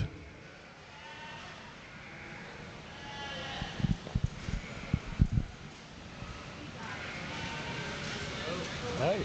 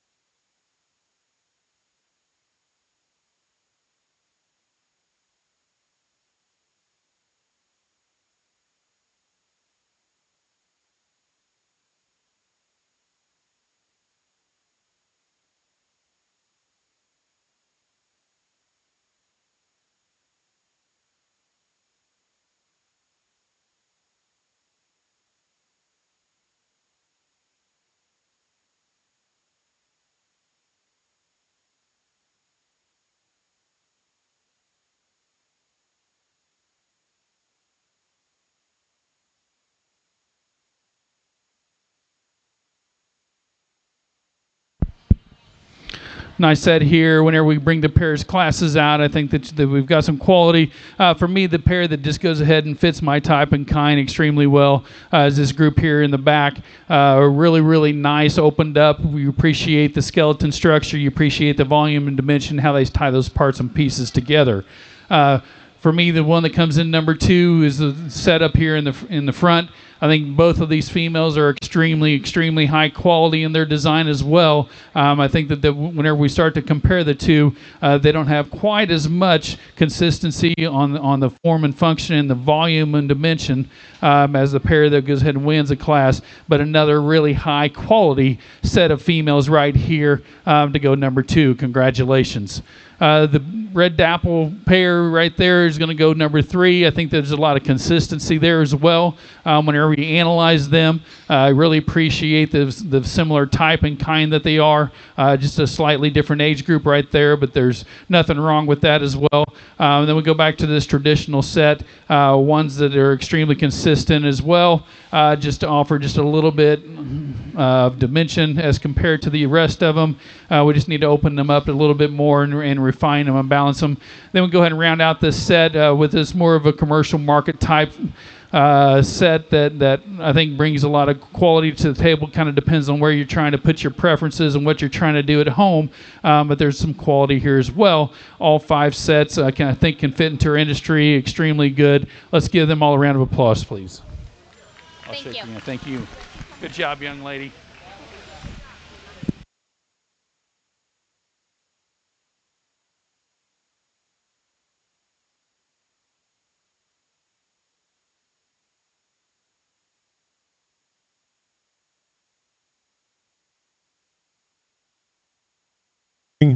Please bring your pair of bucks up. Please bring your pair of bucks up.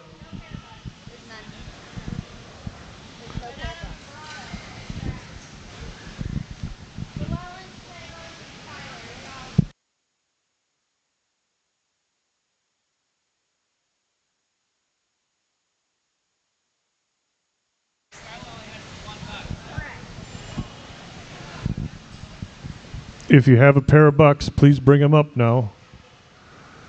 That doesn't mean a $2 bill. That means a pair of bucks. Okay, we're ready for the breeders' herds.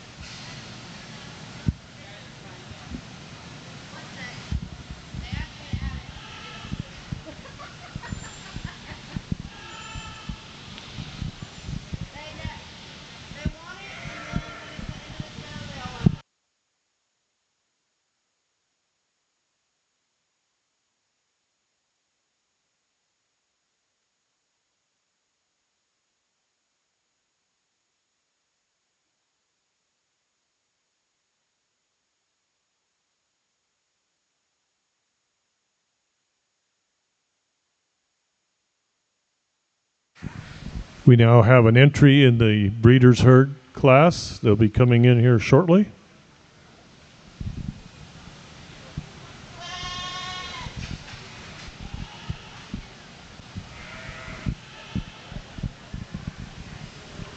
The breeders' herd entry includes 1 junior doe, 1 yearling or senior doe, and 1 buck.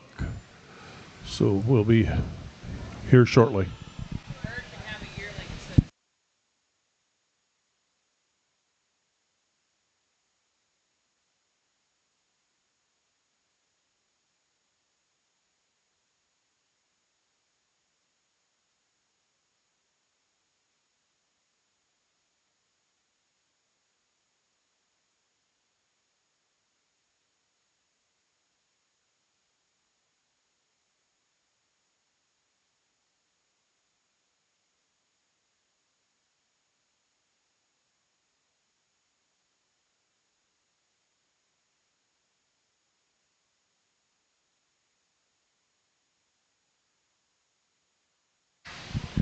Our breeders herd here is represented by Skylar Herman. He comes to us from Fullerton, Nebraska.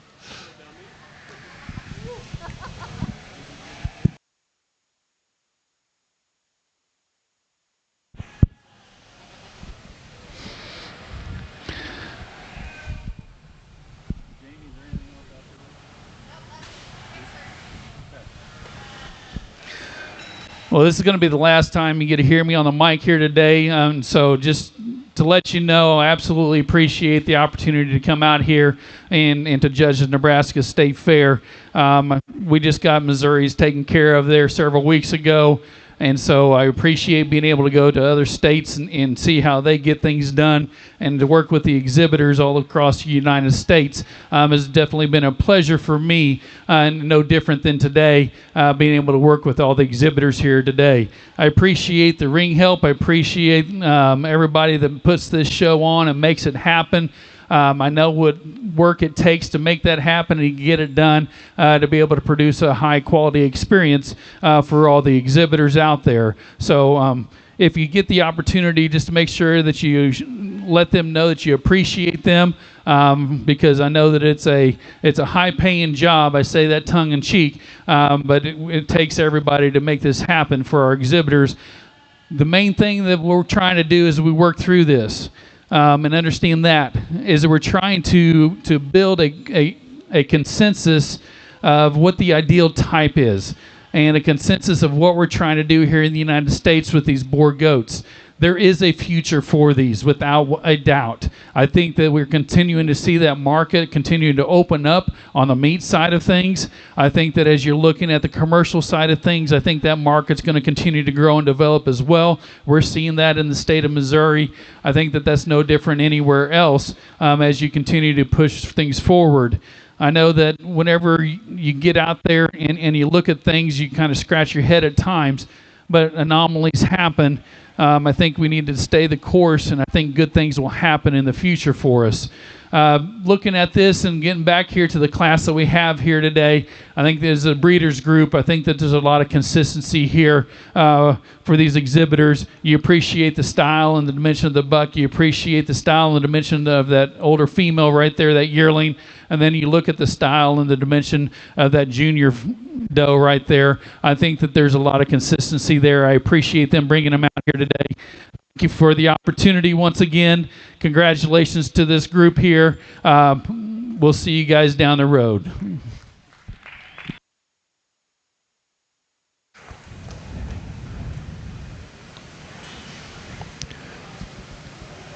Thank you for bringing that group out. We appreciate it.